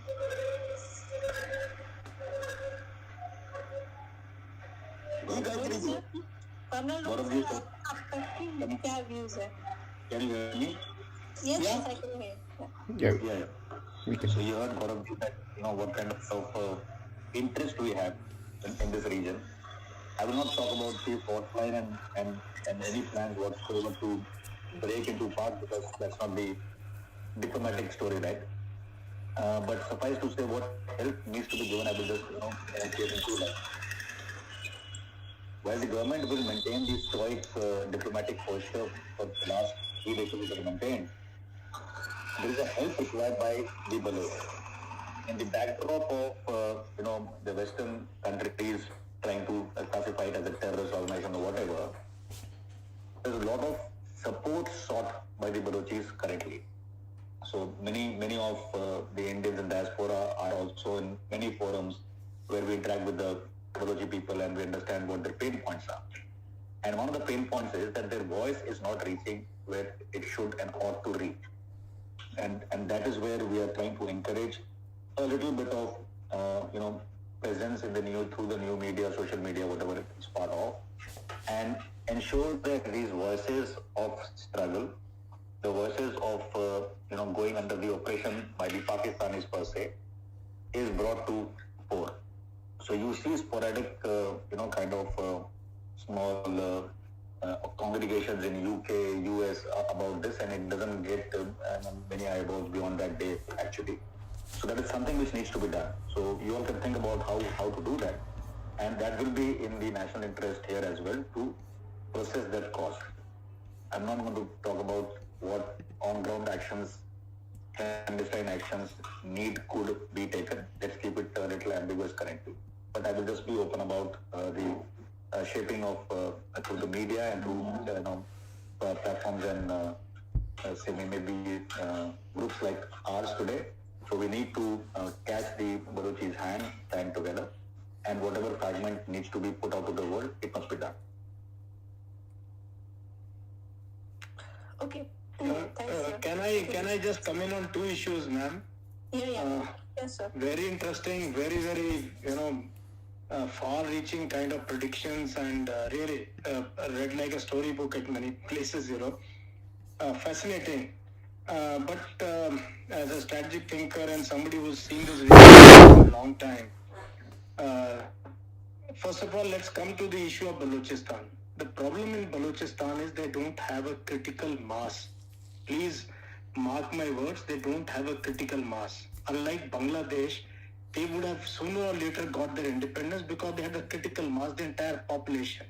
In case of Balochistan, they have 43% of the land mass of Pakistan, but the population is just around 5-6% of their country's population. So they're too less people for that vast area to really shake up the Pakistan army, and also the insurgency will continue. And I'm sure India is a great friend. I'll leave it at that.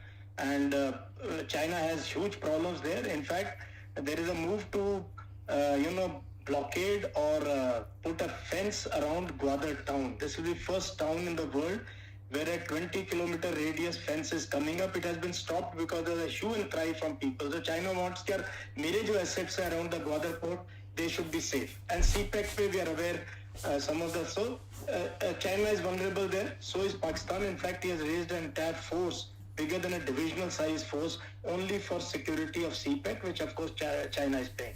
So Balochistan, without getting rhetoric and zingoistic, will continue in this shape.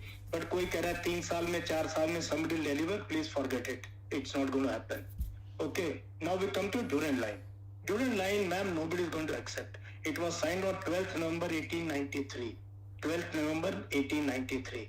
And it divided the Pashtuns. We are aware of the Great Game, how the British, went there in 1839, and the biggest ever defeat in world history, where 20,000 soldiers went. Ek hi banda wapas aaya tha wahan se. Rest all were butchered by these Kabylis. And most of the soldiers of British Indian Army. A beautiful account has been given by Dalrymple, William Dalrymple. You must read this amazing book, Return of a King.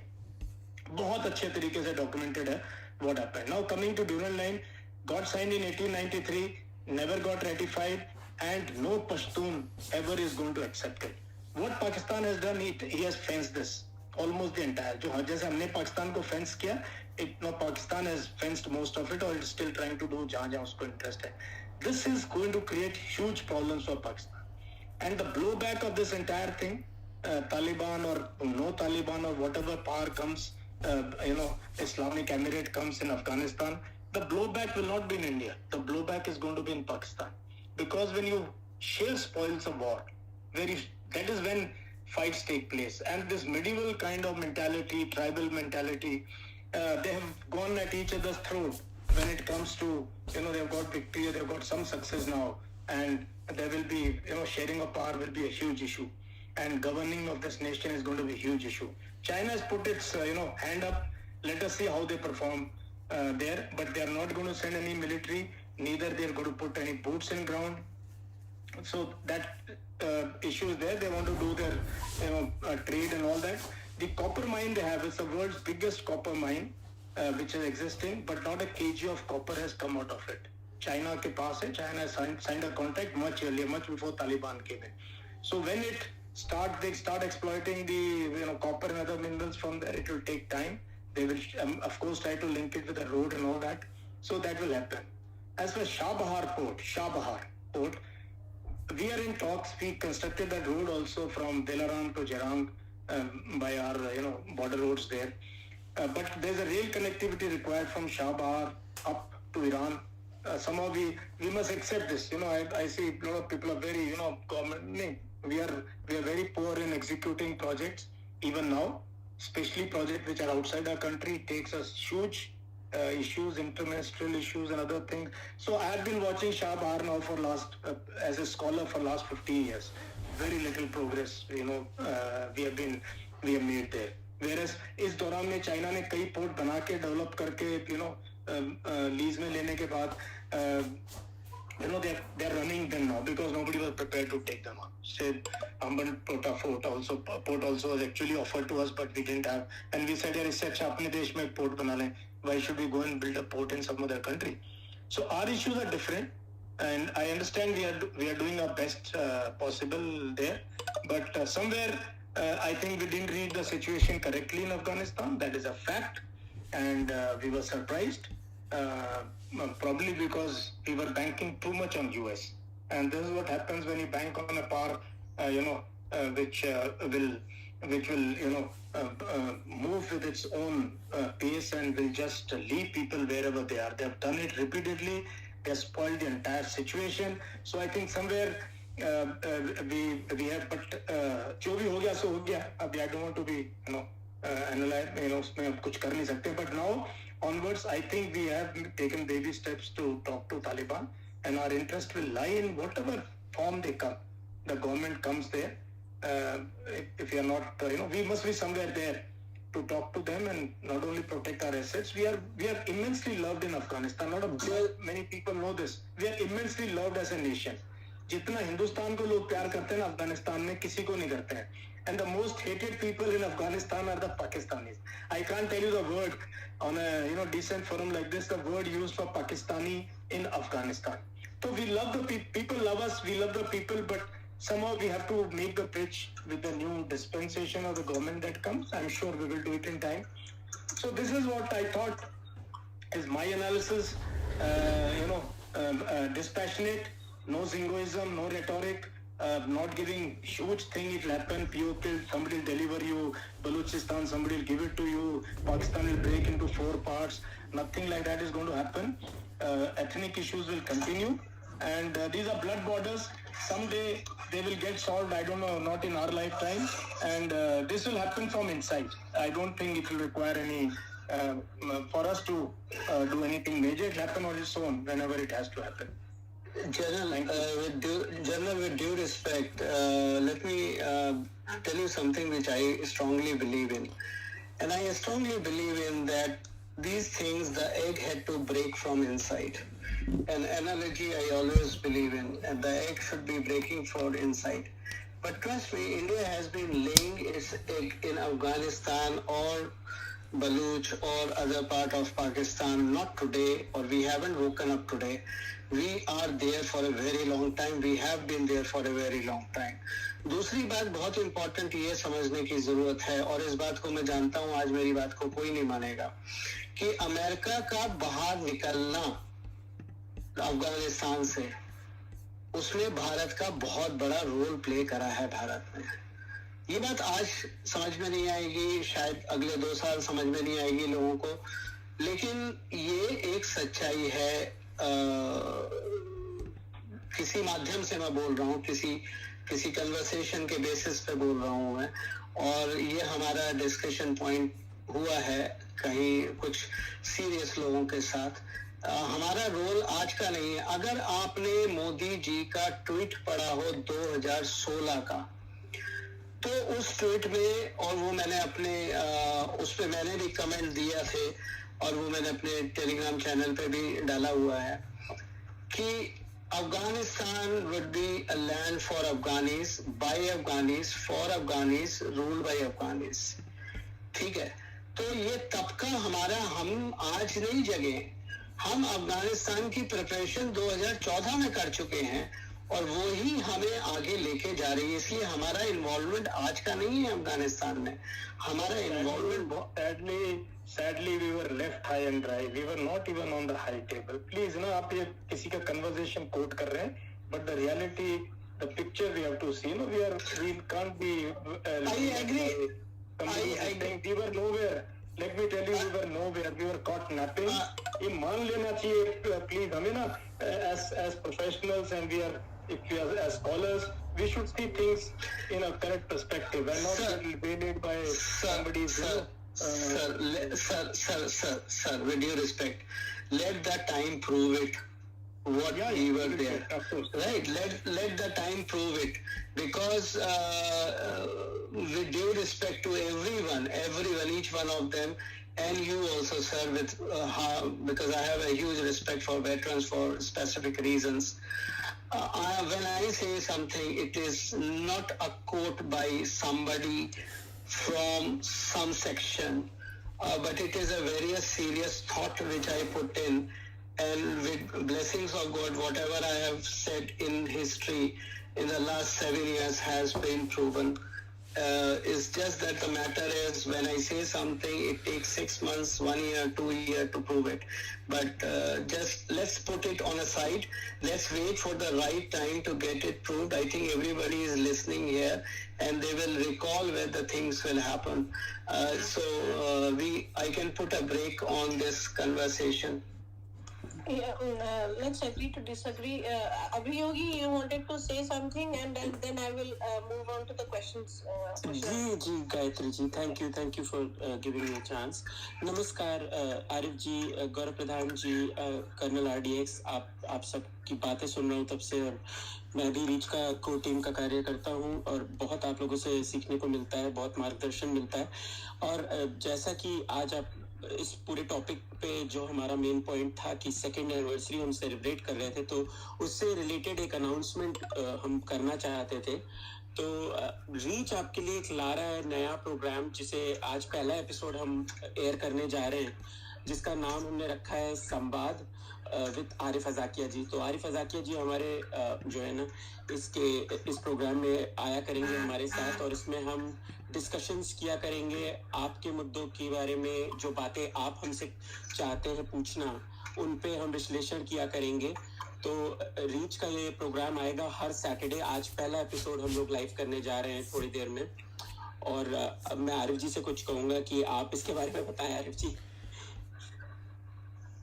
जी, जैसे कि अभी जी ने बताया, हमने कोशिश की है कि पब्लिक को इन्वॉल्व करके एक प्रोग्राम किया जाए जिसमें आप सवालात कर सकते हैं और हम आपके उसका जवाब देंगे. जो हमारी स्टडी है करंट अफेयर्स के बारे में, जो हम हमारे अपने सीनियर से सीखते हैं, वो हम आप तक आगे रखेंगे. जी धन्यवाद. जी बस तो थोड़ी देर में हम वो प्रोग्राम लाइव करेंगे और आपसे लिंक शेयर करेंगे. तो प्लीज अपने कमेंट्स हमें दीजिए, और आपकी बात हम इसमें करना चाहते हैं इस प्रोग्राम में. इसका नाम इसलिए हमने संवाद रखा है. It's a dialogue. It needs to be done in a give and take fashion. तो आप भी अपने कमेंट्स दीजिए, अपनी बातें बताइए, और हम उनको एड्रेस करने की कोशिश करेंगे. उन क्वेश्चंस पे रिसर्च करके और डेटा लाएंगे और उन पे हम बात करेंगे बेसिकली आरिफ अजाकिया जी के साथ हर शनिवार. आरिफ जी, बहुत बहुत मुबारकबाद, बहुत बहुत congratulation to all the Reach team for starting a new discussion. हमारी सेवाएं अगर चाहिए हो तो बता दीजिएगा. हम चाय भी सर्व कर सकते हैं आपको आपके रूम में, और बात भी कर सकते हैं. प्रधान जी, आप तो हमेशा ही मोस्ट वेलकम है, और आप जैसे गुरु जो अपनी स्ट्रैटेजीज हमें बताते रहते हैं, बहुत सीखने को मिलता है. We will definitely try to have further discussions on this with you sir. Thank you so much.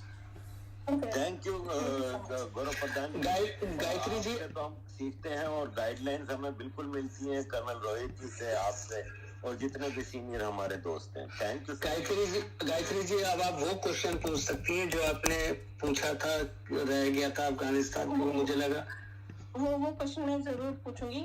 Ram Madhav, actually बहुत सारे रिक्वेस्ट आए हैं. राम गुप्ता जी, आप अपना क्वेश्चन रखिए, then Akshit you will go next. नमस्कार सभी लोगों को, मेरा नमस्कार, और रीच चैप्टर के लिए 2nd एनिवर्सरी की बहुत बहुत बधाई. मैं एक ही बात यहाँ पर सभी वेटरन से और सभी थिंकर से एक बात पूछना चाहता हूँ कि हिंदुस्तान एक तरीके के, मुझे लगता है 2 तरीके की लड़ाइयाँ लड़ रहा है. एक तो हिंदुस्तान के बाहर जो जियो पॉलिटिकल सिनेरियो है, और जो कुछ भी हम अपने हॉट बॉर्डर्स पे और जितने भी नेबरिंग बॉर्डर्स पे जो चीज़ें फेस कर रहे हैं, या जिस तरीके की डिसरप्शन या जो चीज़ें हमारे सामने आ रही हैं. और दूसरा एक जो इंटरनल लड़ाई हम लोग लगातार लड़ रहे हैं, जो कि कुछ ऐसी फोर्सेस हैं जो या तो फंडेड है, या फिर लेफ्ट लीनिंग है, या फिर बॉट आउट सोर्सेज हैं, और वो सब लोग जिस तरीके का एक एजेंडा बेस्ड प्रोपेगेंडा चलाते हैं, चाहे वो कोविड हो, चाहे वो चाइना का हो, या फिर चाइना ने हमारे एरिया ले लिया, या फिर पाकिस्तान का हो, या फिर हमारा नुकसान अफगानिस्तान में हो गया, इतनी इन्वेस्टमेंट्स का हो गया. ये सब जो 5th जनरेशन वॉरफेयर है, इन सबको हैंडल करने के लिए अपार्ट फ्रॉम द गवर्नमेंट, मुझे लगता है कि हम जैसे लोगों की एक बहुत अच्छी एक बहुत अच्छा रोल है जो हम लोगों को प्ले करना बनता है और करना चाहिए। और अगर कोई ऐसी चीजें हमारे सामने आती हैं तो उस सब में हम लोग पार्टिसिपेट करें, बट हम लोग कहीं ना कहीं इससे चूक जाते हैं, रह जाते हैं, आपस में एक दूसरे को ना सपोर्ट कर पाते हैं, ना ही बातों को उठा पाते हैं। मैंने रीच को देखा है, जब भी मैं किसी भी तरीके की कोई भी चीज रीच तक के माध्यम से पहुंचाने की कोशिश करता हूँ, हमेशा मुझे उसमें रिस्पॉन्स मिलता है। कर्नल RDX आपका रिस्पॉन्स मिलता है। ये मैं अपनी नहीं बात कर रहा, लेकिन मैंने ये देखा है कि जनरली जो अच्छे थॉट है वो हम लोग फेक जनरेशन वॉरफेयर के चलते उतना प्रमोट नहीं करते। तो इसका कोई सॉल्यूशन हमें निकालना चाहिए, मिल करके सोच करके। बड़ा अच्छा सवाल है। इसका बहुत सिंपल सा आइडिया सॉल्यूशन है, कॉम्प्लिकेटेड नहीं है। पहली चीज, आप एक चीज ये समझिए कि भारत को तोड़ने की, भारत में विघटनकारी जो शक्तियां हैं उनका मेन उद्देश्य क्या है। उनका मेन उद्देश्य बड़ा सिंपल सा है कि भारत डेवलप ना करे, क्योंकि अगर भारत डेवलप करेगा तो अमेरिका, देखो दुनिया में 4 मार्केट हैं, बाजार हैं। एक बाजार है अमेरिका जो सबसे बड़ा बाजार माना जाता है, दूसरा बाजार यूरोप है, तीसरा बाजार अफ्रीका है और चौथा बाजार इंडिया है। इंडिया को मैंने चौथे नंबर पे इसलिए रखा जबकि वो सबसे बड़ा बाजार है दुनिया में आने वाले समय में। वो इसलिए क्योंकि हमारा लोकल प्रोडक्शन है। अगर हमारी लेबर लॉज सही नहीं बनेंगे, अगर हमारी SME पॉलिसी सही नहीं बनेंगी, फाइनेंशियल पॉलिसी सही नहीं बनेंगी, रेट्रो टैक्स की पॉलिसी सही नहीं बनेंगी, तो अल्टीमेटली उसका बेनिफिट कहाँ है? उसका बेनिफिट चाइना को है, क्योंकि चाइना में कंपनियां जाएंगी, वहां पर बनाएंगी माल और भारत को बेचेंगी। तो इससे लड़ने का तरीका क्या है? इससे लड़ने का पहला तो रूल बड़े सिंपल है। पहली चीज, हमें ज्यादा से ज्यादा कोशिश करनी चाहिए कि हम भारत का बना सामान खरीदें। दूसरी चीज, हमें अफवाहों पे बिलीव नहीं करना है, हमें रिएक्टिव नहीं होना है सोशल मीडिया पे कि आपने कोई चीज सुनी, उछलना कूदना शुरू कर दिया, अपने नेतृत्व को, भारत का जो भी नेतृत्व है, आज ये है कल दूसरा होगा, जो भी नेतृत्व है उस पर सवाल करने शुरू कर दिए। और इस तरह की बातों में बहना नहीं है हमें। हमारी प्रॉब्लम क्या होती है, और ये लोग सक्सेसफुल लेफ्ट वाले हैं या चाइना स्पॉन्सर, लेफ्ट क्या है? चाइना स्पॉन्सर्ड है, मीडिया क्या है? चाइना स्पॉन्सर्ड है। तो ये लोग क्यों इतना तोड़ने के लगते हैं? क्योंकि बड़ा सिंपल सा है कि अगर भारत डिस्टर्ब रहेगा, मैंने आपको क्या बताया, चाइना की आज की नहीं, चाइना के जन्म से चाइना की एक पॉलिसी रही है। भारत में आजादी के टाइम से हम तो खैर हिंदी चीनी भाई भाई करते हुए बकवास कर रहे थे, लेकिन चाइना की एक पॉलिसी हमेशा से रही है माओ के टाइम पे कि strangle your enemy with its own system. हमारे अब ब्लैक लाइफ मैटर क्या था? ब्लैक लाइफ मैटर अमेरिका का इंटरनल एक प्रॉब्लम थी, एक फॉल्ट लाइन थी जिसको उन्होंने एक्सप्लॉइट करा। आप कोई भी इवेंट उठा के देख लीजिए दुनिया में, वो उसकी इंटरनल है और उसका पीछे हाथ चाइना है। जॉर्ज फर्नांडिस जो हमारे डिफेंस मिनिस्टर थे, उन्होंने एक बार कहा था कि हमारा रियल एनिमी पाकिस्तान नहीं है, हमारा रियल एनिमी चाइना है। और मैं आज से नहीं, पिछले 10 साल से एक एनालॉजी यूज कर रहा हूँ, हमेशा मैंने बताई है, वाटरमेलन एनालॉजी। वाटरमेलन ऊपर से हरा होता है, हॉरिजॉन्टली ग्रो करता है जमीन पे, लेकिन अंदर से लाल होता है। चाइना अंदर से लाल है, ये दिख नहीं रहा है बाहर से, हरा हमें दिख रहा है। तो हम हमेशा हिंदू मुस्लिम में लैंड कर जाते हैं, लेकिन चक्कर ये मुस्लिम का जो बुर्का पहना हुआ है चाइना ने, इससे वो प्रोटेक्टेड है और इसी को वो अपनी ताकत के रूप में इस्तेमाल करता है नेशंस में प्रॉब्लम क्रिएट करने में। तो बड़ा सिंपल सा है, हम प्रोवोकेटिव ना हो, रिएक्टिव ना हो, ज्यादा से ज्यादा अपने भारत का बना हुआ माल खरीदे। मैं ये नहीं कह रहा सब, क्योंकि हम टोटली चाइना को बाहर नहीं निकाल सकते, क्योंकि पिछले 10 साल में, इससे पहले की रिजीम में हमने बहुत कुछ चाइना के हाथ में दे दिया है। जैसे मेडिसिन बनाने की जो APIs हैं, जो इंग्रेडिएंट्स हैं, वो एक टाइम 95% चाइना से आते थे, आज वो रिड्यूस होके 65% हो गए। आपने कोरोना काल में देख लिया, हम एक भी PPE किट और मास्क नहीं बनाते थे, अब हम उसमें सेल्फ सफिशिएंट है, अब हम अपने मास्क बना रहे। तो चेंजेस हैं, लेकिन हमें संयम रखना है, हमें प्रवोक नहीं होना है और रिएक्टिव बातें नहीं करनी है। और अपनी कम्युनिटी में जो आपके मोहल्ले के लोग हैं, सोसाइटी के लोग हैं, दोस्त हैं, रिश्तेदार हैं, उनके बीच में बात लेके जानी है, उनको समझाना है। सोशल मीडिया और ट्विटर आपके इलेक्शन नहीं जीतते हैं, इलेक्शन जीतती है जमीन। इसीलिए 2014 में लिखा था कि फार्मर और फौजी मोदी की पहली प्रायोरिटी रहेंगे।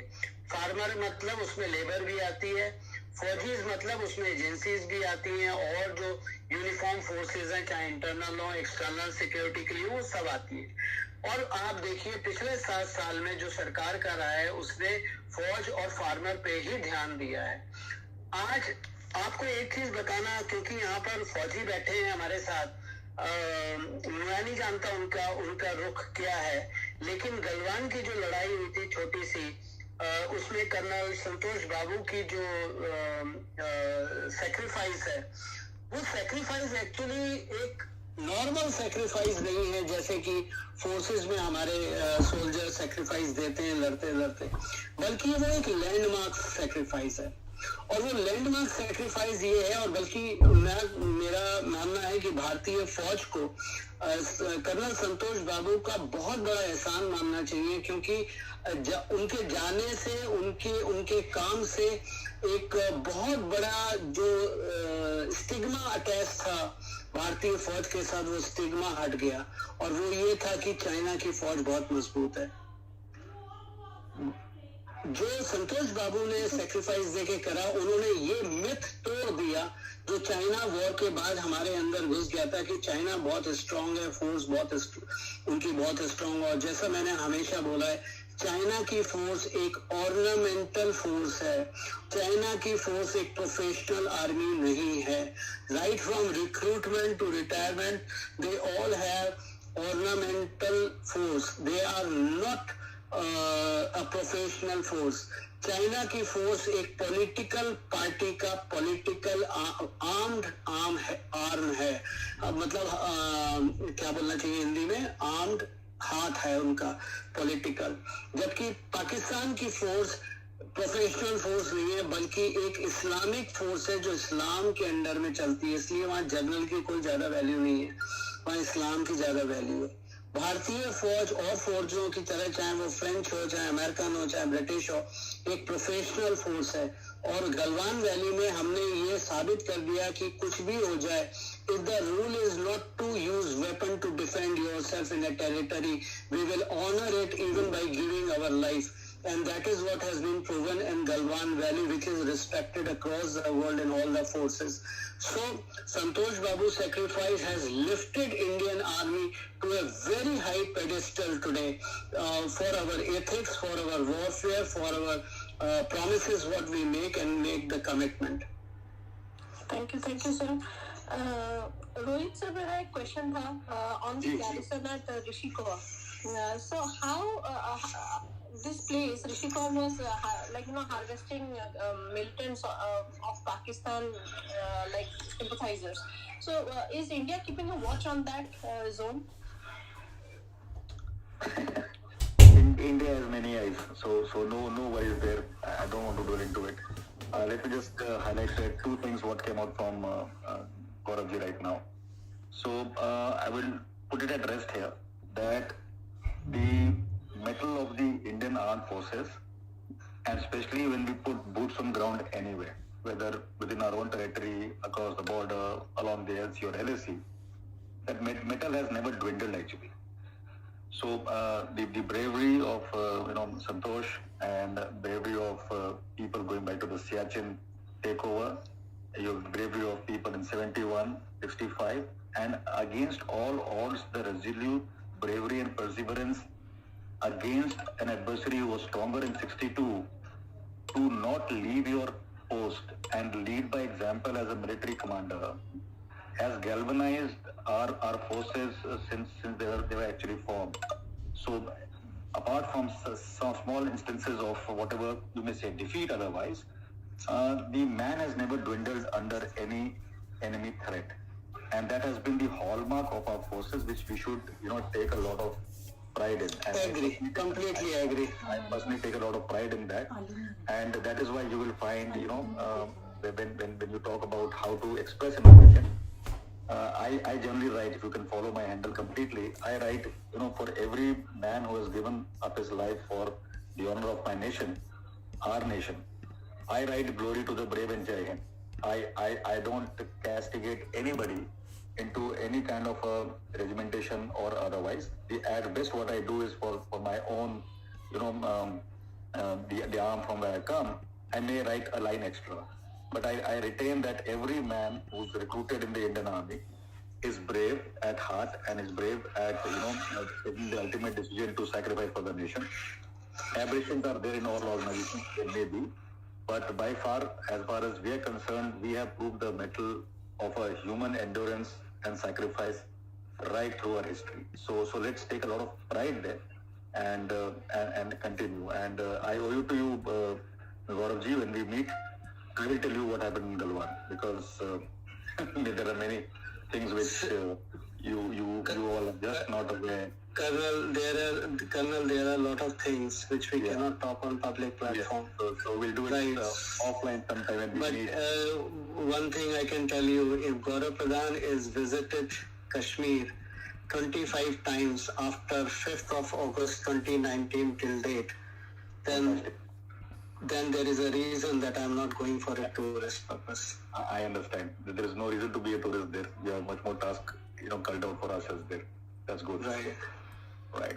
So we are there, and the question was basically lingering around from the audience speaker. I think Ramji spoke was about how to build a narrative and counter some narrative. I would say, and I've said it earlier in the show as well, please use all instruments, big and small, towards this opinion shaping effort. Nobody is big here. Dr. Gaurav Pradhan may have a lot of insights. General Yashmore may have a lot of insights. The rest of us may have limited insights. But in whatever capacities we are, there are no celebrities towards national causes. We are all excellent. Excellent. That is what I always say. We are all citizens first, and diaspora is an extension of our citizenship across our borders. And nobody, Gaurav said one very good line. I like that part because I keep reiterating in my talk shows as well. The enemy is very well knit. The enemy, right? The enemy within, the enemy outside. You can keep saying toolkit, Soros, China, Pakistan, 5 names of media here, 10 names of New York-based media. Everybody is, out, some Greta, somebody else. It all keeps happening, right? If you follow, all of them are well knit socially, on social media and new media. Very well knit. Precisely. So I did a poll. I'll give you an example. And I did a poll, and there was some funny name called Team Ban or Team Ban, whatever they call themselves, right? So I nudged them towards a question. I put a question out, and in the last 1 hour of that polling, when I went through the entire thread line, each one of them is trying to reach out to as many number of people in 140 characters to say, please come there and defeat this Colonel post for polling, right? Yeah. And from Pakistan, from Europe, from everywhere the handles were showing, they were all trying to come together. Whereas we, the people who are on the right side of the right side of matters, are always divided. I mean, how many of us actually currently here? There were 800, 900 people when we started this space. How many of us follow each other? Just because. Colonel, you are absolutely right. You face the backlash on your polling, right? Think about me. I have a FIR on me for molestation. I have a defamation notice on me for that. I have another one.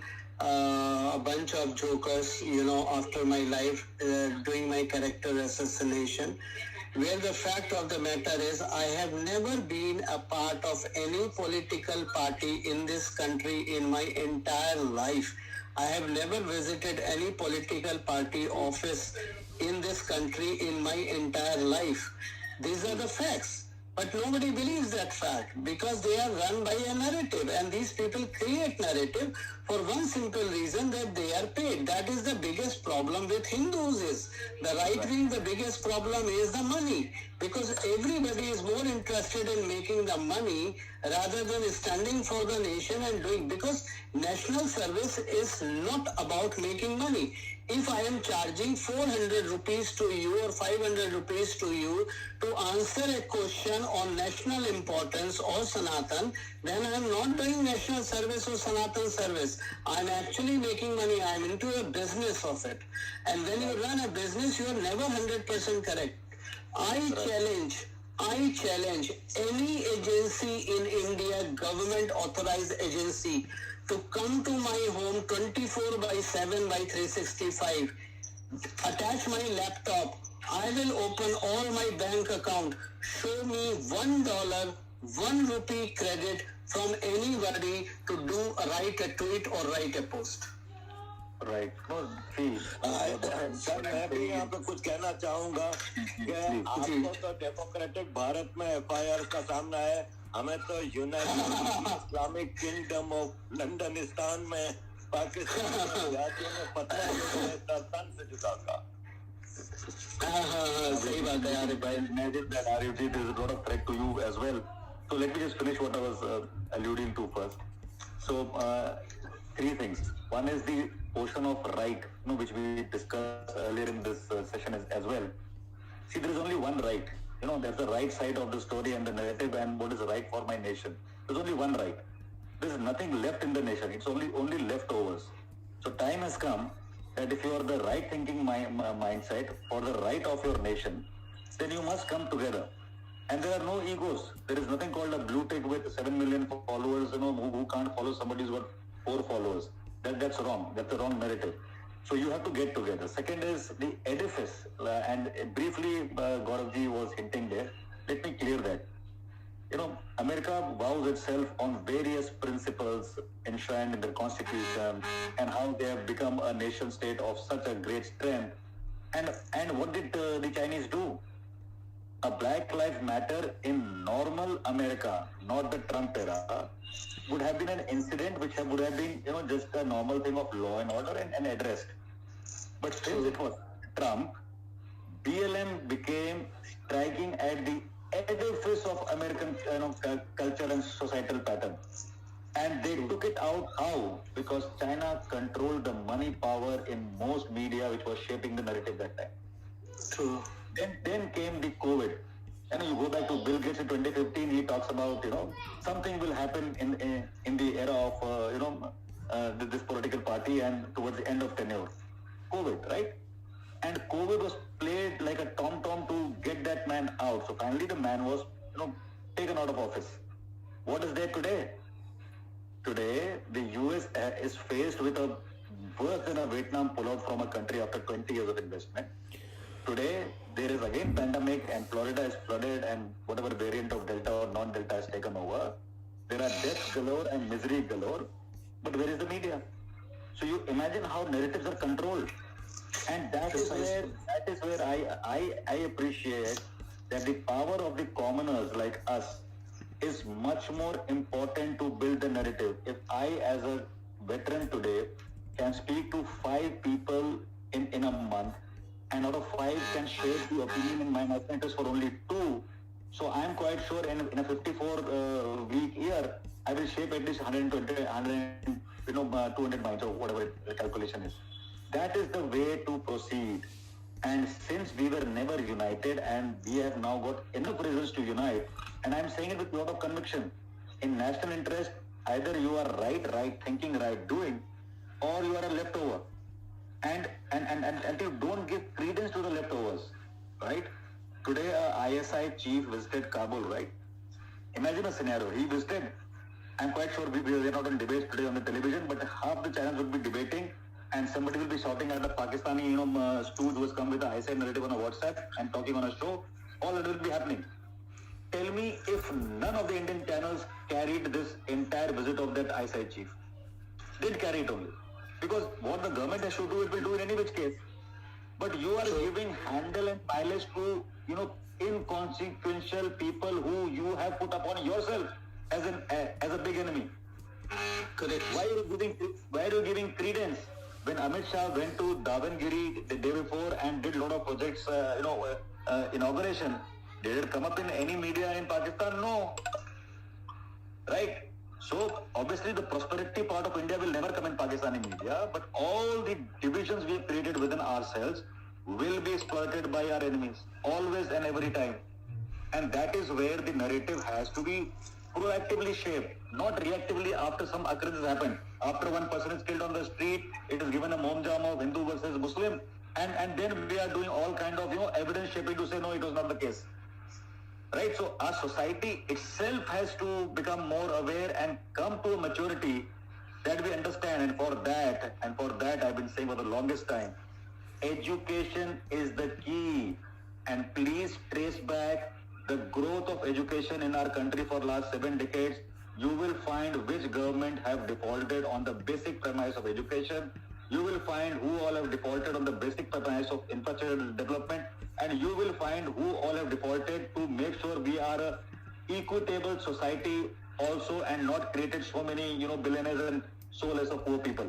So that is the way to see and structure, and unless we have a societal change and a mindset change, and don't have qualms, just because you stand on the right side of history and right side of your nation does not mean anybody will come from the Western media and browbeat you and call you names and typify you, bhakt, this, that, and blah, blah, blah, and you get cowed down. No. Just don't even think about it. You continue in your mission. You don't hold an explanation to anybody who's a leftover, internally or externally. You hold yourself accountable to your nation.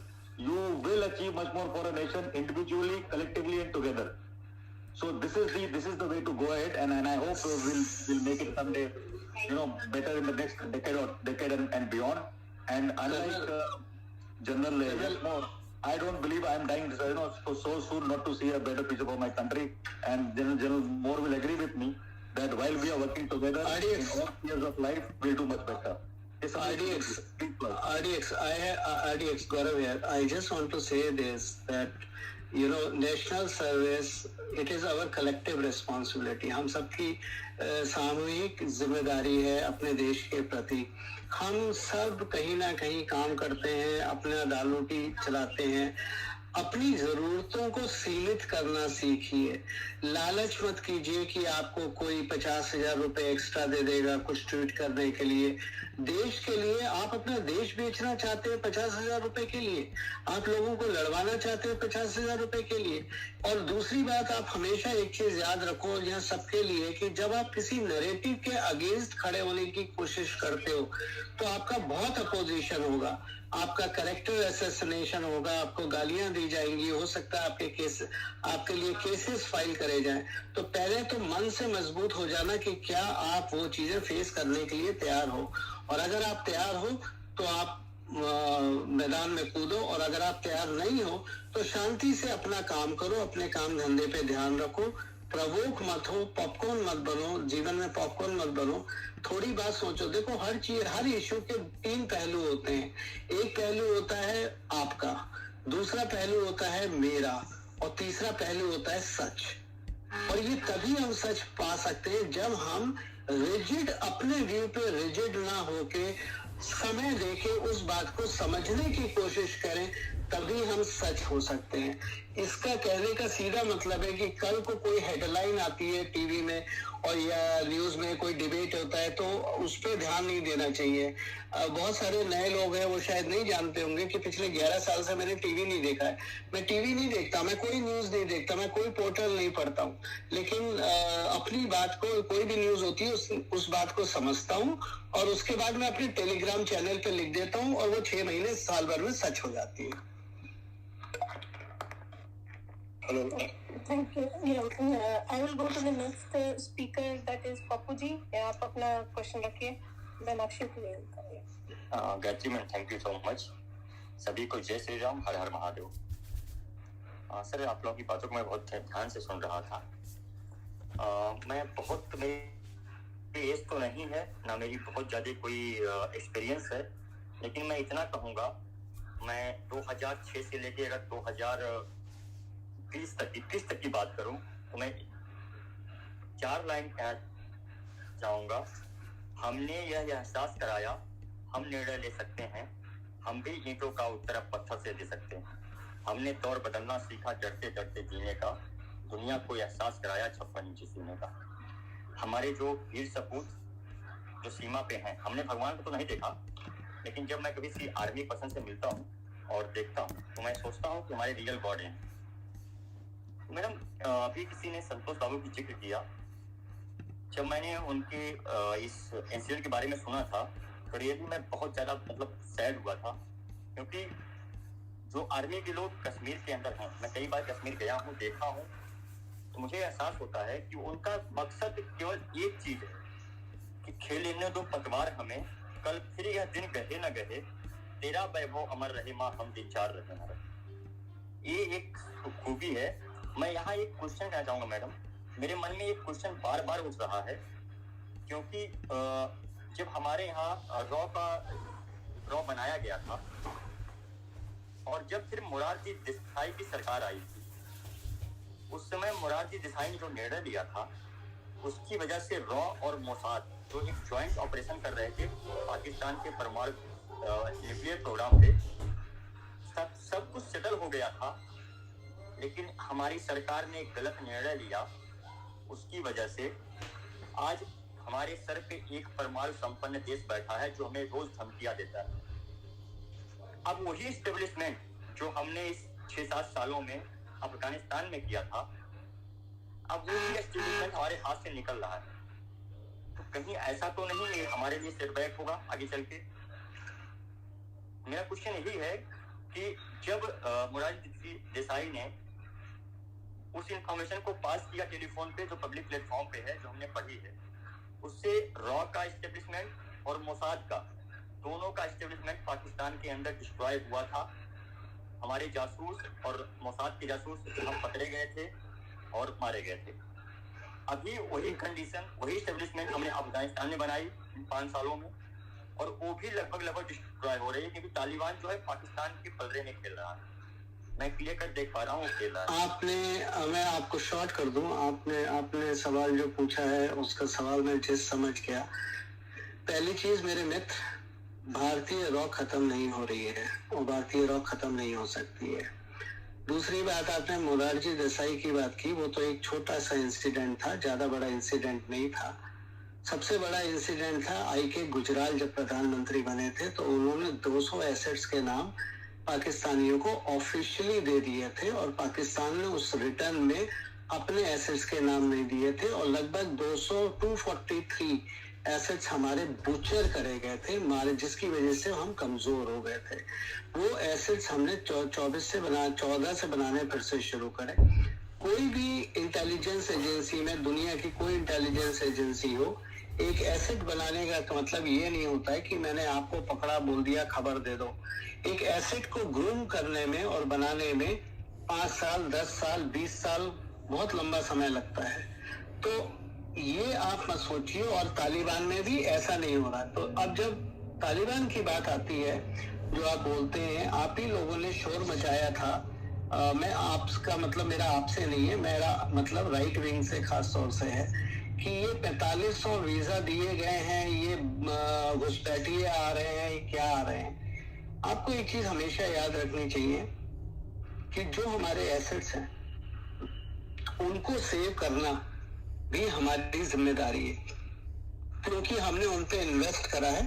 उनकी जरूरत हमें कल भी हो सकती है, तो हो सकता है उस 4500 लोगों में हमारे एसेट, मुझे नहीं पता, मैं कोई ऑफिशियल बंदा नहीं हूँ इसलिए मुझे नहीं पता, लेकिन उसमें वो भी हो सकते हैं, वो लोग होते भी हैं। तो ये आप अगर सोच रहे हैं तालिबान के आने से हमारे एसेट्स पे कोई प्रॉब्लम है, आप बेफिक्र रहिए, ऐसा कुछ नहीं हो रहा है। सर मेरा क्वेश्चन था, जो एस्टेब्लिशमेंट हमने किया था वहाँ पे, जिसकी वजह से हम सेफ थे यहाँ, हमारे यहाँ पे अगर हम नोटिस करें तो 2014 के बाद किसी मेजर सिटी में कोई ब्लास्ट नहीं हुआ, कोई आतंकवादी घटना नहीं हुई। उसका अगर श्रेय देंगे तो हम देंगे अफगानिस्तान को, वहाँ से हमारे एसेट जो थे ऑपरेट कर रहे थे। अभी वहाँ पे तालिबान आएगा, चाइना के हाथ में खेल रहा है। बेटा नहीं, इस बात को मैं यहीं पर खत्म करता हूँ। मैं आपको बस इतना बता देता हूँ कि ऐसा कुछ नहीं है, आपकी ये मिस इन्फॉर्मेशन है जिसने भी आपको दी है, तो इस चीज को तो सुधार लीजिए। इन चीजों पे खुल के बात नहीं करी जा सकती है, ना मैं आपको बता सकता हूँ। बस मैं आपको इतना एश्योरेंस दे सकता हूँ कि हम सेफ हैं, सेफ थे और आगे भी सेफ रहेंगे, और जो भी एजेंसीज होती हैं जहां पर भी हैं वो अपना काम कर रही हैं. कैसे करना है उस चीज को डिस्कस करने की, पब्लिक में डिस्कस करने का कोई फोरम नहीं होता है. Hello. Let's avoid this kind of questions actually which can threaten our security. Akshit, your turn next, and then BB Bhatia ji after that. Akshit? Yeah. Thank you so much, ma'am. Again. I have to say something. Sir, आपने भी से बात की थी right wing की. Sir, I just want to tell you, right wing is a myth. यहाँ पे सिर्फ एक ही wing है, that's India wing, who supports and advocate for this. शाबाश बेटा, शाबाश, very good, very good. This is what I like. Okay. तो sir अब मैं क्वेश्चन सर यहाँ पे मेरा ये है to RDX sir. Sir, as you know that how mischievous US is, and as per the reports, they have left and they have hidden the cash and the ammunition. So is that true? And is it the indication of US to raise a Tajik army to counter Taliban? That's my question for you. Right. So very, very short. Two statements. You have seen the movie Mission Impossible? Yes, sir. There is a old CIA, code which was used there. I can neither confirm nor deny. That is part one of your answer. The second part is that US, whatever we say or think, let's go beyond that. And let's limit ourselves to say that US and India have a strategic partnership and we understand each other much better in the last 6 years in decades. So, Gaurav ji was trying to briefly hint at that we have been a part and parcel of shaping this. I will give you only an itinerary of the US Secretary of State before the pullout happened. And there was a 2+2 meeting which was held. And you understand what 2+2 is, right? The external affairs and the defense ministers both sides meet. After that, when the pullout mission was launched, so Secretary Bill Clinton traveled from US to whatever place and landed in Russia. The next port of call in terms of the important players was to India. And the last port of call was to Pakistan, which was a summation of what we have decided and how it needs to be executed. So if you understand this, flight path, and you can probably extrapolate to understand what kind of weight India carries and what kind of a weight India and US relations carry. Contrary to many channels who are today browbeating about a distinct US failure, which on certain aspects it is a huge failure. Contrary to our belief that India has been sprung a rabbit out of the hair in this particular case, we have a definite understanding of how it was supposed to be. We are also having that understanding what contingencies could come up. And till now, nothing has played up which is totally adversarial to India's viewpoint and the joint viewpoint of India and US. So I think if you allow us, we will leave it at this point. If you are in India and wherever you live, you can DM me. Whenever I visit your township, I will explain to you then much more in greater detail, but only one-on-one, not on an open platform. I just want to add what Colonel said, and I completely agree with them. But I give you 2-3 pointers. Think about that. I'm not explaining it to you. I'm just saying, think about it. Point number 1. A prime minister of a nation of 130 crore, do you think is an idiot who will visit Pakistan to some wedding ceremony for a cup of tea with the Prime Minister out of nowhere? No. Second point. Nawaz Sharif, the Prime Minister of Pakistan, is now safely in London under certain cover. Think about it. How? Second, before the pullout of US, the National Security Advisor of Afghanistan, in place of meeting India later or Pakistan or any other country, meets Nawaz Sharif, who has ran away from his country and living in London in exile, Do you think it is ordinary? No, it is not ordinary. So when you connect all these dots, you will really understand the game we are playing for a very long time in Afghanistan, and to stabilize the region and in the best interest of the nation, that is Bharat. Okay. Yeah, Akshay, because there are so many people who wanted to ask questions, I'm very sorry. Abhi, can you go next? Because we have all to wind up the session.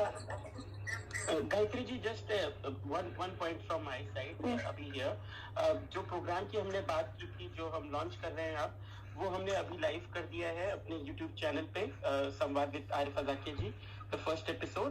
तो उसकी link हम share करना चाहेंगे, जो viewers हैं वो जाके उसको देख सकते हैं और उसके बारे में फिर कमेंट्स दे सकते हैं। बस इतना कहना था। Thank you. And as per Colonel Rohit sir, how he said that to follow each other, please make your bond strong as a nationalist and follow each other. ये भी एक रिक्वेस्ट था। अरे मैं तो नहीं कर सकता ना कर्नल रोहित, मैं तो बेचारा गरीब आदमी टेलीग्राम पे बैठा हुआ हूँ एक कोने में, मैं आप लोगों के बीच में नहीं आ सकता। आप लोग चाहे तो टेलीग्राम पे आ जाइए।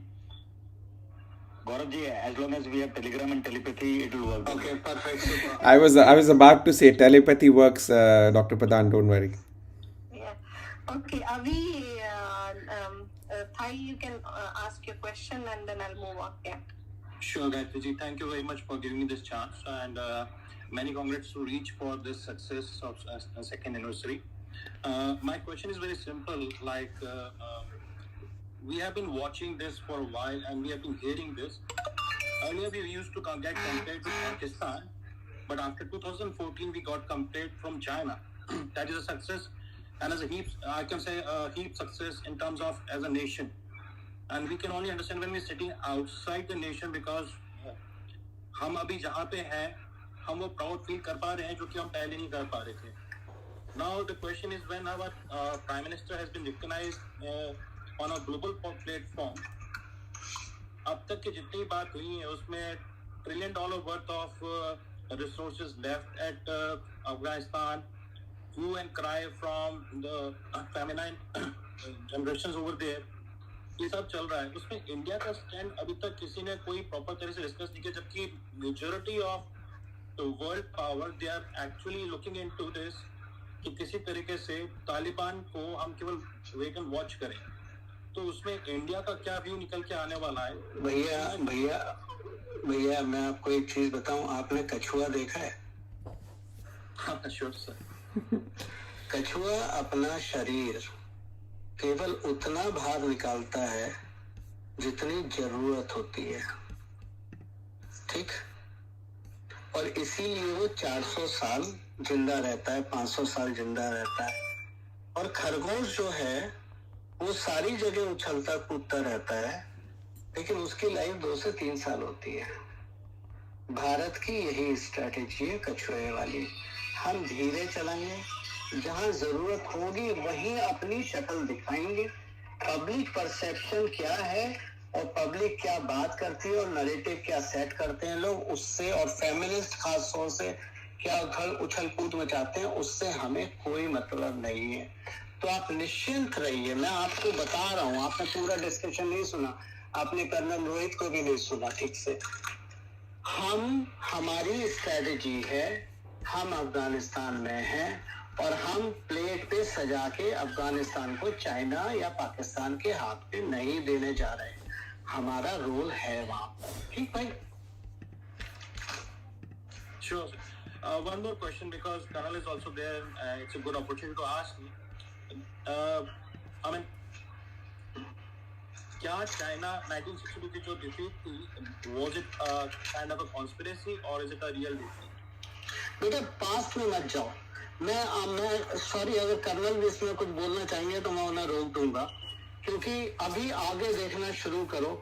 जो डिफीट थी उससे हमने सीखा, एक स्टिग्मा था वो हमारे अंदर से हटा. अब आगे बढ़ो इसमें. और जहां तक कॉन्स्पिरेसी थ्योरी की बात है, तो बेटा मैं आपको एक चीज साफ बता दूं. अभी किसी ने रॉ के बारे में क्वेश्चन पूछा था. रॉ की स्थापना हुई थी सितंबर 1968 में. फरवरी 1968 में एक विदेशी भारत आया था।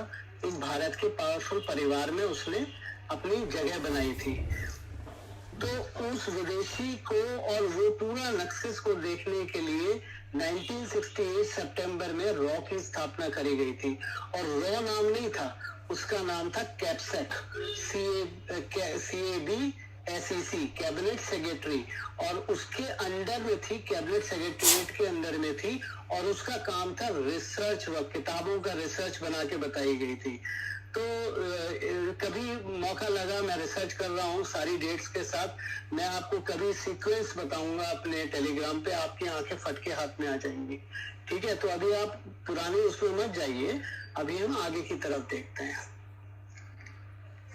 Okay, the next question is by E.R. Udit Pratap Rana.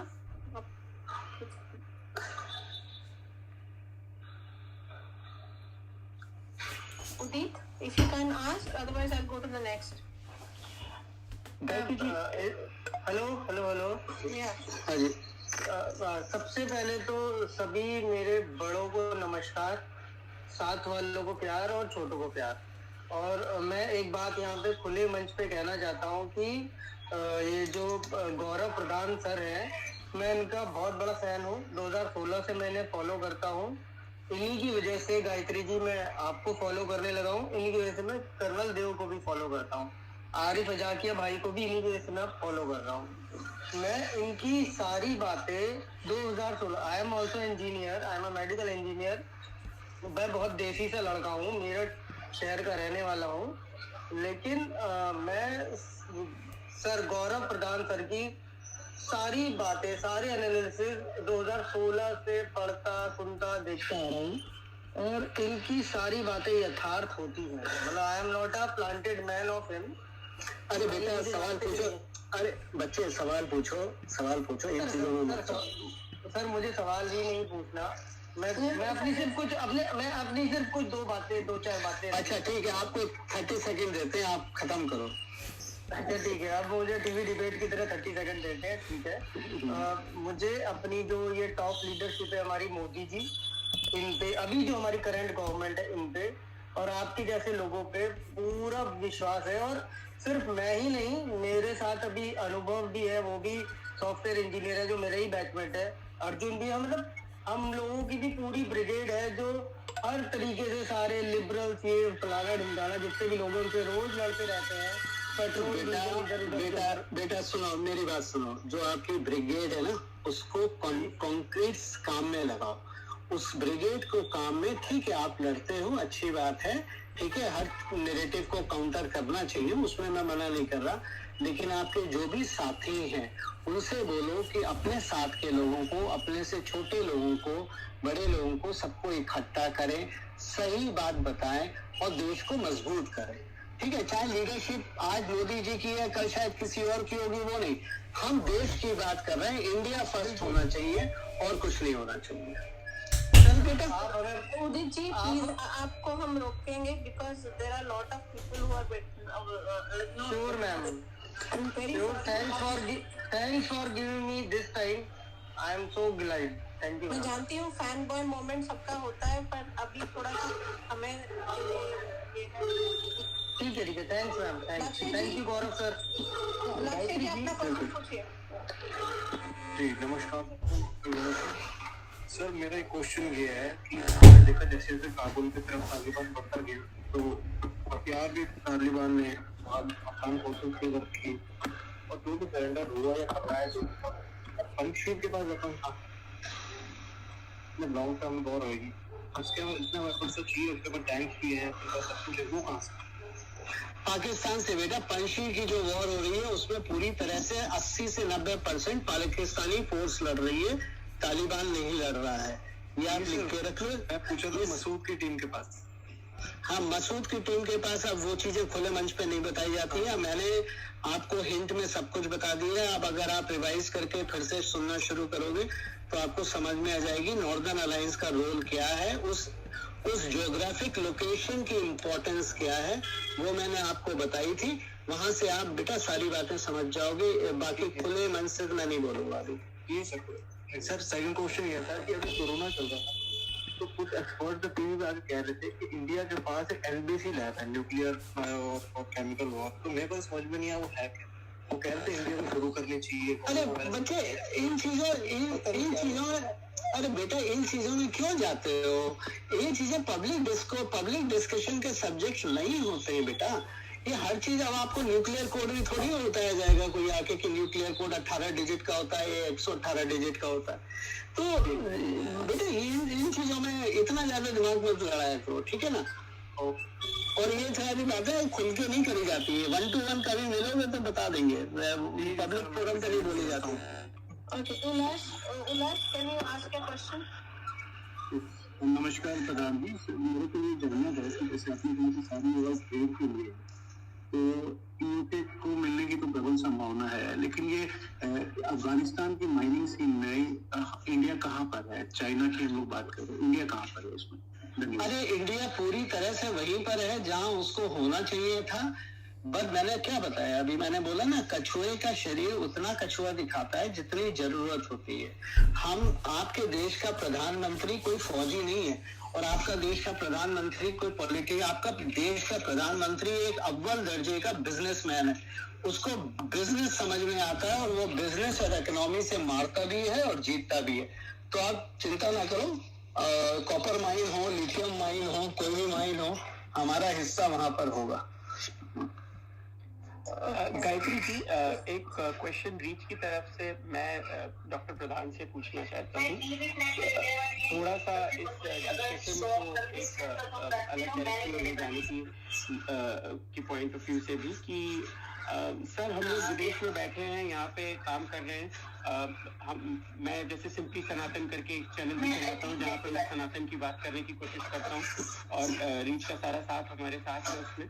Sir हम जैसे लोग जो यहाँ बैठे हुए हैं, वो अगर कुछ गुरुकुल शुरू करना चाहें या वैदिक एजुकेशन शुरू करना चाहें, तो उसके लिए आप किस तरीके के पॉइंटर्स हमें देना चाहेंगे? क्योंकि यहाँ पे सर आज की डेट में जितने भी इंडियन ऑडियंस है, वो सनातन को अभी भी बहुत ही एक ऑर्थोडॉक्स तरीके से ट्रीट करती है, कि उसको लगता है कि इसमें हम जाएंगे तो हमको लेबल कर दिया जाए कि हम ऑर्थोडॉक्स हैं या हम सुपरस्टिशियस हैं, और उससे बच के निकलना चाहते हैं। देखो बेटा, क्या प्रॉब्लम पता है क्या है? एक सबसे बड़ी प्रॉब्लम सनातन के साथ जो है वो ये है कि कुछ लोगों ने कंसेप्शन बना रखा है कि अगर हमें संस्कृत नहीं आती तो हम सनातन नहीं पढ़ सकते, हम गीता महाभारत नहीं पढ़ सकते। दूसरी बात, जब हम गीता महाभारत वेदों के ज्ञान करते हैं या पढ़ने की कोशिश करते हैं, तो हम उसमें हम रिसाइट तो करते हैं उसको, लेकिन समझते नहीं है। अगर आप गुरुकुल करना चाहते हो या शुरू करना चाहते हो पार्ट टाइम शाम को या वीकेंड में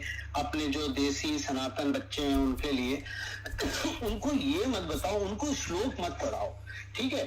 हर गीता में पढ़ लो, कोई भी गीता उठा लो, किसी की भी लिखी हुई या रामायण उठा लीजिए, वो श्लोक का एक हिंदी इंग्लिश ट्रांसलेशन होता है। अपने अनुभव से ये देखो कि वो ट्रांसलेशन आज के जीवन में कहाँ फिट बैठता है।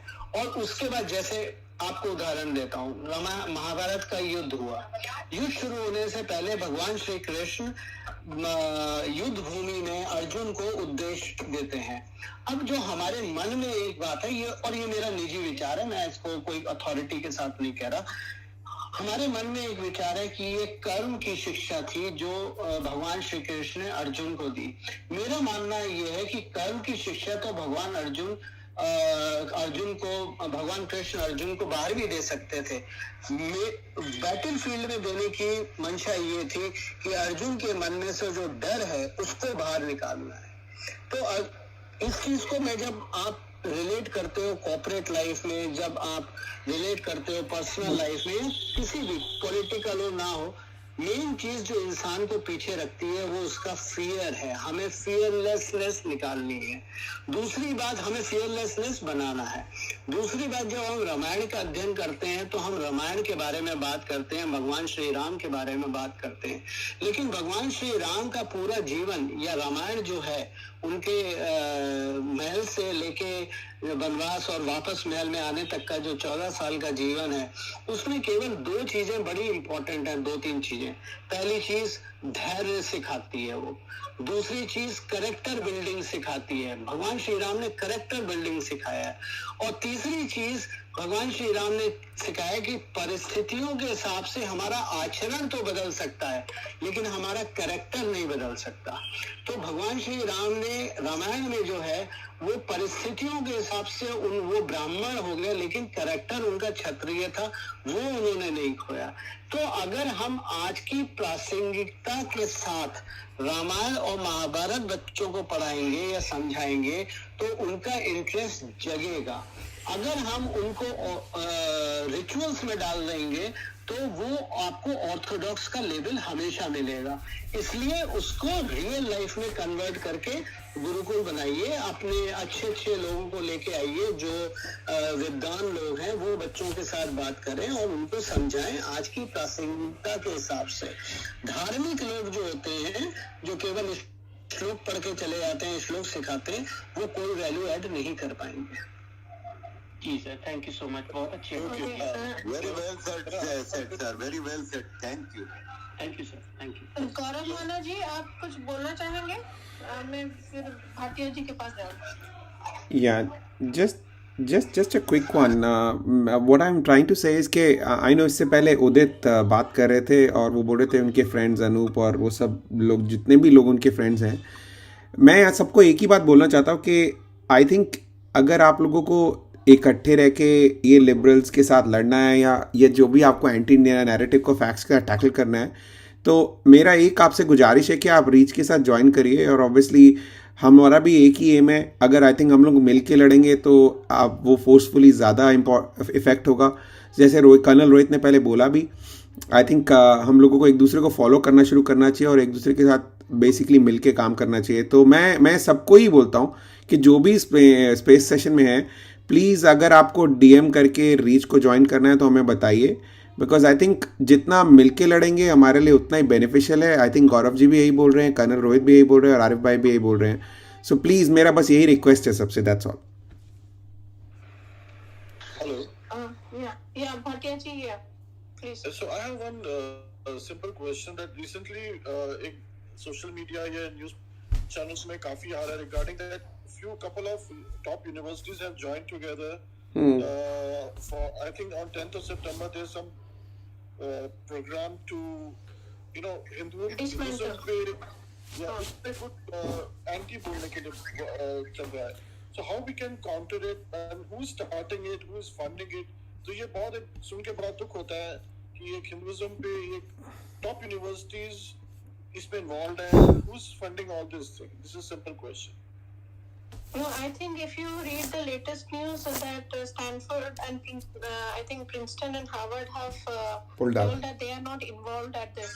If I am right, Gaurav Manaji? Yeah, they few of the universities have withdrawn their name. No, Gaurav Pradhan ji have more detail on it, but I think yes. So big ones, the Princeton, Stanford, and Harvard have already withdrawn from it. So basically, they pulled out. So it was only a faction of the percentage of students who was basically supporting it, and mainly it was not Indians. So that's how it was being supported. So essentially, a lot of these big ones have withdrawn from it because they will definitely not get the students from India anymore, isn't it? Otherwise, so I think a lot of that has already happened, and I'm sure government is working at the back end as well to kind of dismantle this. And there are a lot of there's another conference which we are having, which is sponsored by Reach as a media partner, which is happening in US in October, and I'll share the details of that on the Reach platform very soon, which is about actually talking about Hindutva in different universities across Texas and Orlando, in Florida, in those two states. And then we are going to do a lot of conferences in states like Washington and New York as well. So wherever these big universities are, we are attacking them. And we will do a counter conference as well on top of it in October. So yeah, wait for that. It has been programmed at the minute in terms of how it's going to happen. But Texas and Florida is already organized, and I'll share the details for that to be held in October first week very shortly. Thank you. Thank you so much. And there's a petition going around also. You can avail that. I can direct message you to sign that. So, yeah. Next person is Kamlesh Gupta ji. You wanted to ask question and yeah. Hello जी we can. Acharya ji को श्री चरणों में प्रणाम। Hello, प्रश्न पूछिए। नहीं madam, मेरा कोई प्रश्न नहीं है। मेरे को टेलीग्राम पे इतने सारे आंसर मिल जाते हैं कि मैं उसी को नहीं कर पाता, और मेरे को गौरव सर को प्रणाम करना था, उनके श्री चरण को स्पर्श करना था। आपको बहुत आशीर्वाद। आप बहुत बहुत खुश रहिए, तरक्की कीजिए, स्वस्थ रहिए। बस आपसे ज्ञान मिलता रहे, शिक्षा मिलती रहे sir. Okay, thank you. Mohit ji आप अपना क्वेश्चन रखिए। अक्षित धन्यवाद जी। Thank you ma'am. मेरा क्वेश्चन ये है सर कि हमारे इंडिया से और इंडियन कल्चर, इंडियन हेरिटेज से जुड़ी हुई बहुत सारी चीज़ें हैं जिसको इंडिया में लागू करना चाहिए। जैसे हम जानते हैं जापान की जो मतलब नेशनल लैंग्वेज है उनकी जापानीज है, चाइना में चाइनीज बोली जाती है, ठीक है, और हर देश की उनकी खुद की जो मेन लैंग्वेज है उसको वो प्रायोरिटी देते हैं, ठीक है। लेकिन हमारे इंडिया में मतलब जैसे हम देख रहे हैं कि संस्कृत जो सारी भाषाओं की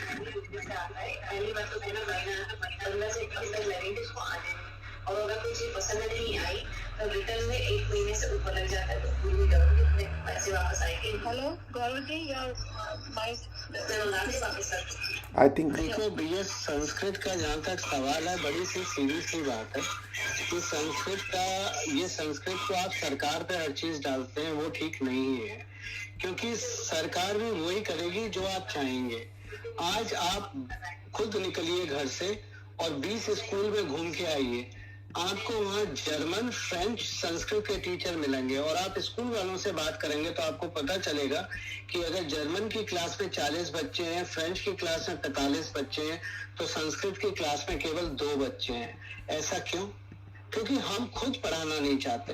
ये अवेयरनेस सरकार नहीं करेगी, ये अवेयरनेस हमें करनी है, ठीक है। इसलिए हर चीज सरकार के ऊपर डालना, चाहे किसी की भी सरकार हो, सरकार के ऊपर डालना उचित नहीं होता है। कुछ काम हमें खुद भी करने पड़ते हैं, आगे बढ़ना पड़ता है। राष्ट्र हमारा है, राष्ट्र सरकार का नहीं है। चंद चुने हुए लोग आज हैं, 10 साल राज करेंगे, चले जाएंगे, लेकिन ये देश हमारा है, हमारे बच्चों का है, हमारे परिवार का है, हम सबका है। वो हमें योगदान खुद देना पड़ेगा।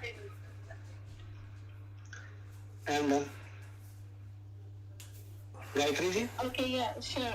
Next, Akshit, can you go on? Then I'll ask Vishal. Yeah, ma'am, I just have to say one thing, that the initiative which has been started from you is awesome. But I just want to say one thing, that I'm also associated with a handle called Hindu IT Cell. If you guys want to work with us, we are happy to go with you. That's the message for you people. Thank you.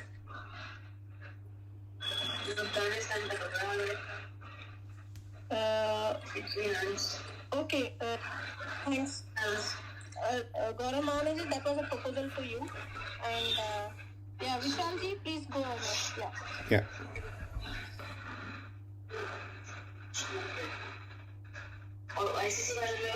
Vishal ji, please ask question. नमस्कार everyone. मेरी आवाज आ रही है?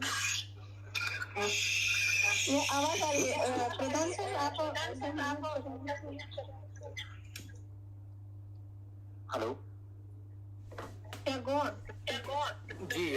मैं thank you so much, आपने मुझे opportunity दी बोलने के लिए। गौरव सर, मुझे 2 चीजें, मतलब मेरा 2 सवाल हैं।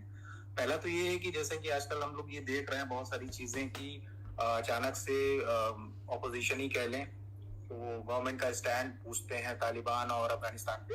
मुझे उसमें कुछ स्पेसिफिकली नहीं जानना है, बट मुझे एक चीज ये जानना है कि जैसे हम लोग अभी अपने लोकल में भी कई लोगों को डिफेंड करते हैं, तो राइट सोर्स ऑफ इंफॉर्मेशन हम लोगों को कहाँ से मिल सकता है? जैसे तैसे भी हम लोग इंफॉर्मेशन जुटा लेते हैं। पहले तो आपके साथ में एक व्हाट्सएप ग्रुप में था तो बहुत अच्छी इंफॉर्मेशन शेयर हो जाती थी, कम्युनिकेशन आपके ट्विटर पे भी हमें मिल जाता था। और दूसरा मेरा सवाल ये है सर कि अगर हमें कोई भी ऐसी इंफॉर्मेशन जिसको हमें वेरीफाई करना है कि ये सही है या नहीं है, और हमें इसमें कोड करके किसी को काउंटर क्वेश्चन करना चाहिए, क्योंकि आजकल बहुत जल्दी ट्विटर अकाउंट ही सस्पेंड हो जाते हैं अगर हम लोग ज्यादा एक्टिव हो जाएं, क्योंकि 40-50 साल से जो हम लोगों की जो जिसको कहते हैं लेफ्ट, हम लोग लेफ्ट कह सकते हैं या कुछ भी कह लें, एक बहुत बड़े गैंग से हम लोगों को लड़ना है। और हमारी इंफॉर्मेशन 2014 के बाद में ही हम लोगों ने इंफॉर्मेशन कलेक्ट करना शुरू किया है, अपने नेशन के साथ में इंटरेस्ट लेना शुरू किया है, वरना उससे पहले तो हम लोगों ने जो भी कूड़ा कचरा पढ़ा, इतिहास झूठा सच्चा कि किसने क्या किया, सभी लोग महान बताए जा रहे थे, एक ही परिवार के लोग। तो अब हम लोगों की इंफॉर्मेशन धीरे धीरे करेक्ट होना शुरू भी हो रही है और हम लोग इंटरेस्ट भी ले रहे हैं टुवर्ड्स नेशन। तो राइट सोर्स ऑफ इंफॉर्मेशन हम लोग कहाँ से जुटाएं कि हमें ज्यादा से ज्यादा जानकारी हो और हम छोटे छोटे जो हम लोगों के साथ में डिबेट होते हैं। बेटा देखो राइट आप म्यूट करो। देखो, राइट सोर्स ऑफ इंफॉर्मेशन अगर आपको सरकार के काम पे लेनी है तो आप नमो ऐप से ले सकते हैं, जहां पर सारी चीजें अपडेट होती हैं। कोई पब्लिक इंफॉर्मेशन होती है तो PIB से लेते हैं, प्रेस इंफॉर्मेशन ब्यूरो के हैंडल से ले सकते हैं। फौज की इंफॉर्मेशन आपको आर्मी के हैंडल से मिलेगी, वहां से ले सकते हैं, या फौज के जो स्पोक्स पर्सन है उसका उनका हैंडल है। तो हर इन हैंडल से आप मेरी बात पे बिलीव मत करो, आप किसी की बात पे बिलीव मत करो, ये ऑथेंटिक सोर्स ऑफ इंफॉर्मेशन है। मीडिया को मैं सोर्स ऑफ इंफॉर्मेशन नहीं मानता हूँ, क्योंकि उनका बिजनेस केवल TRP ओरिएंटेड रहता है, तो कई बार मसाला लगा के बातों को बात करते हैं। अंतिम बात ये करूंगा, सेल्फिश है कि अगर आप मेरा टेलीग्राम पढ़ते हैं तो मोस्ट ऑफ द चीजें मैं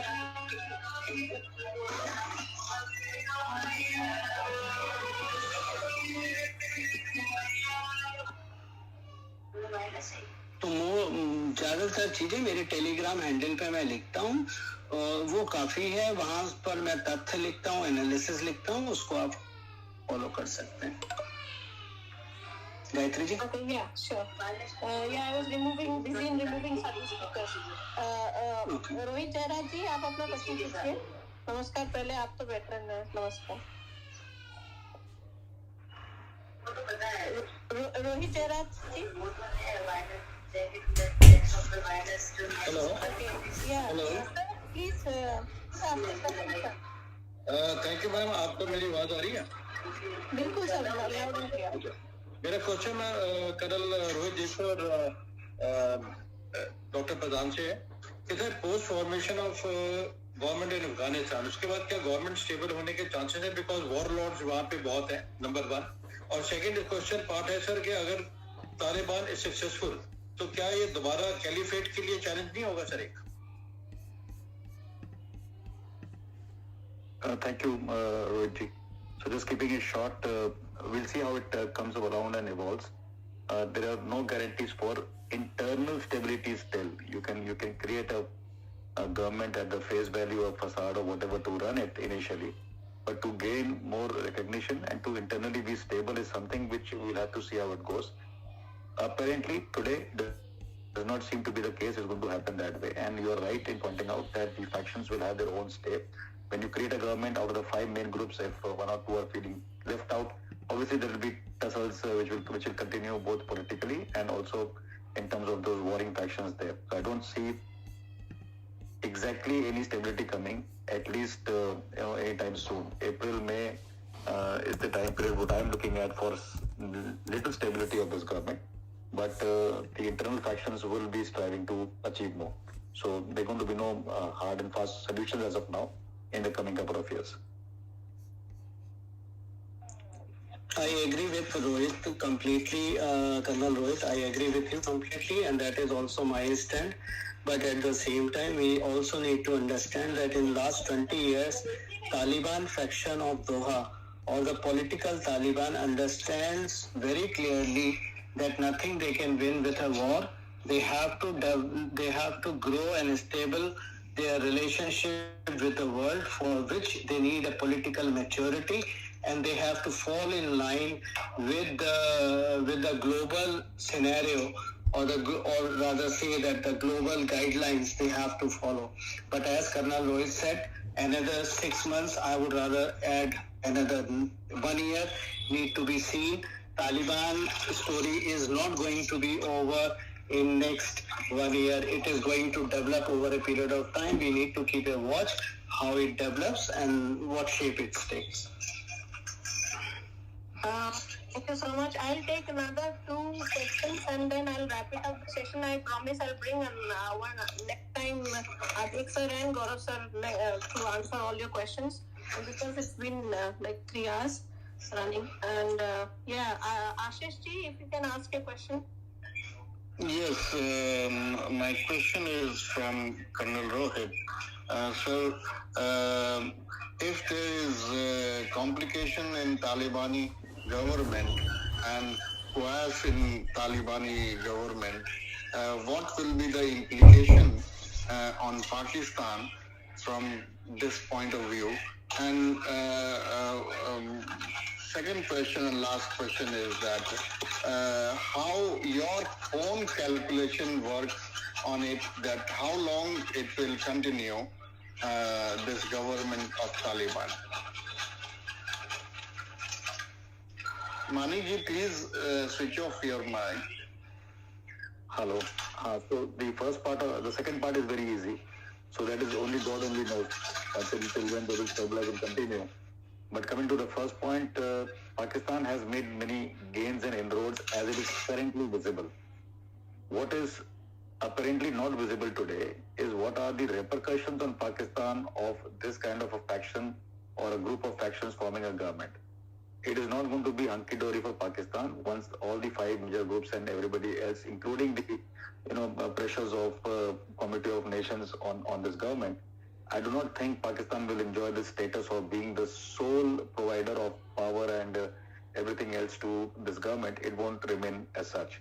Especially in the backdrop of the opportunities which now the Western world and also countries like India and others see that we can turn it around in a larger way for things to happen even against Pakistan. So this internal stability in the AFPAC region is something which is not going to get weaned away into a stabilized mode. It will remain destabilized for a long haul now.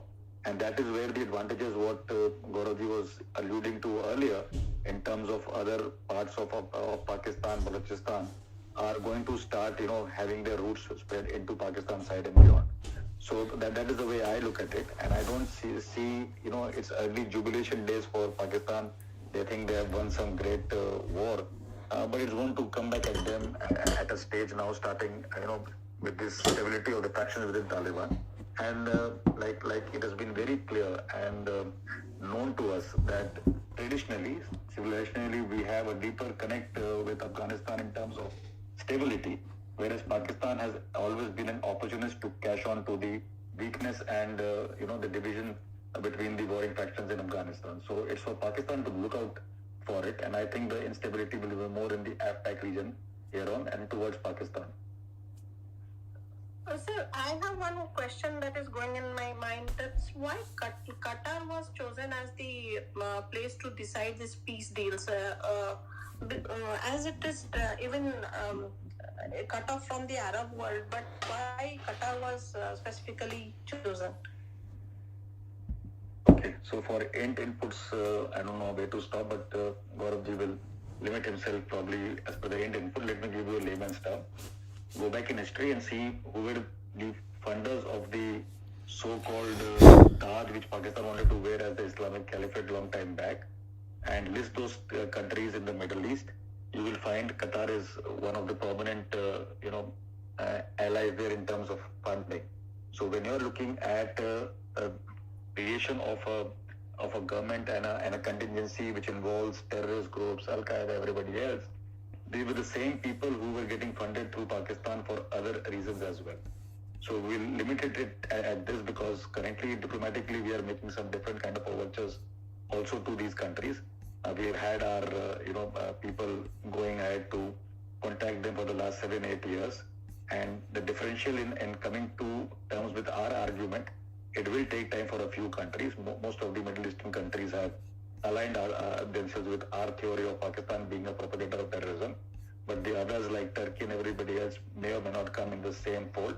But countries like Qatar are somebody we are talking to diplomatically as well. So I will not be going ahead to be anyway a little more critical of what Qatar has funded till now in yesteryears. But insofar as the future is concerned and the World Cup coming up in 2022, I believe Qatar is learning the right lessons as it should. Okay, so sir, we have a request from a Pakistan person. Should I accept? He wants to ask a question. Yes, please, Gayatri ji. On your channel on this Reach UK, I have always said the questions are always welcome from anybody. Be my critic, be my hater, be my follower, anyone. You can ask anything to me. Okay, Aurangzeb ji, you can ask your question. आप अपना question रख सकते हैं, औरंगजेब जी. आप हिंदी में बोल सकते हैं. जी, क्या हाल चाल है? ठीक है, बोलिए. अभी मैं आपको सुन रहा हूँ, थोड़ी देर बाद में फिर मैं आपको कोई क्वेश्चन करूंगा प्लीज. अच्छा, नहीं, ठीक है, अब खत्म कर रहे हैं हम लोग. या लक्ष्य, you can go with the question. जी सर, मेरा एक सनातन को लेके क्वेश्चन था. मैं ये पूछ रहा था कि भारत जो है वो अपने सनातन कैलिबर का, सनातन पोटेंशियल का फुल यूज कब करेगा? जैसे मैं थोड़ा रिसर्च करा गुरुकुल पे, इंडियन को रामदेव का ले लीजिए या श्री श्री का ले लीजिए, सदगुरु को ले लीजिए, इनमें ना एक स्पेसिफिक स्टडी पढ़ाई जाती है. जैसे केरला में कुछ स्पेसिफिक पढ़ा दिया, जैसे कलरी पैटो पढ़ा दिया. हिमालयन स्टडीज अलग चलती हैं. पहाड़ों में कोई बाबा बैठा हुआ ऐसी जड़ी बूटी दे रहा है कि एक दिन में ठीक हो गया. ये सब भी तो कल्चर है ना सर, वो तो पढ़ाया जाए. बेटा पहली चीज सनातन को समझो. सनातन के कुल मूल उद्देश्य हैं जो हमें वेदों से मिलते हैं, रामायण और महाभारत से मिलते हैं. दूसरी बात यह है कि सनातन को एक धर्म है. सनातन एक रिलीजन नहीं है जहां पर किसी किताब को हर इंसान अपने हिसाब से पढ़ा दे. सनातन एक लाइब्रेरी है. इसमें बहुत सारी किताबें हैं, बहुत सारे लोगों ने लिखे हैं. जैसे उदाहरण के तौर पे जब हम रामायण पढ़ते हैं, नॉर्थ इंडिया में रामायण पढ़ते हैं तो रामायण का रूप अलग है. लेकिन जब हम तमिलनाडु में जाके कुंडिंग रामायण पढ़ते हैं तो उसमें बताया जाता है कि भगवान श्री राम ने रामेश्वरम में भगवान शिव की स्थापना के लिए जिस पुरोहित को बुलाया था वो पुरोहित रावण था. और रावण ने कहा कि बिना धर्म पत्नी के कोई भी आयोजन पूरा नहीं होता है.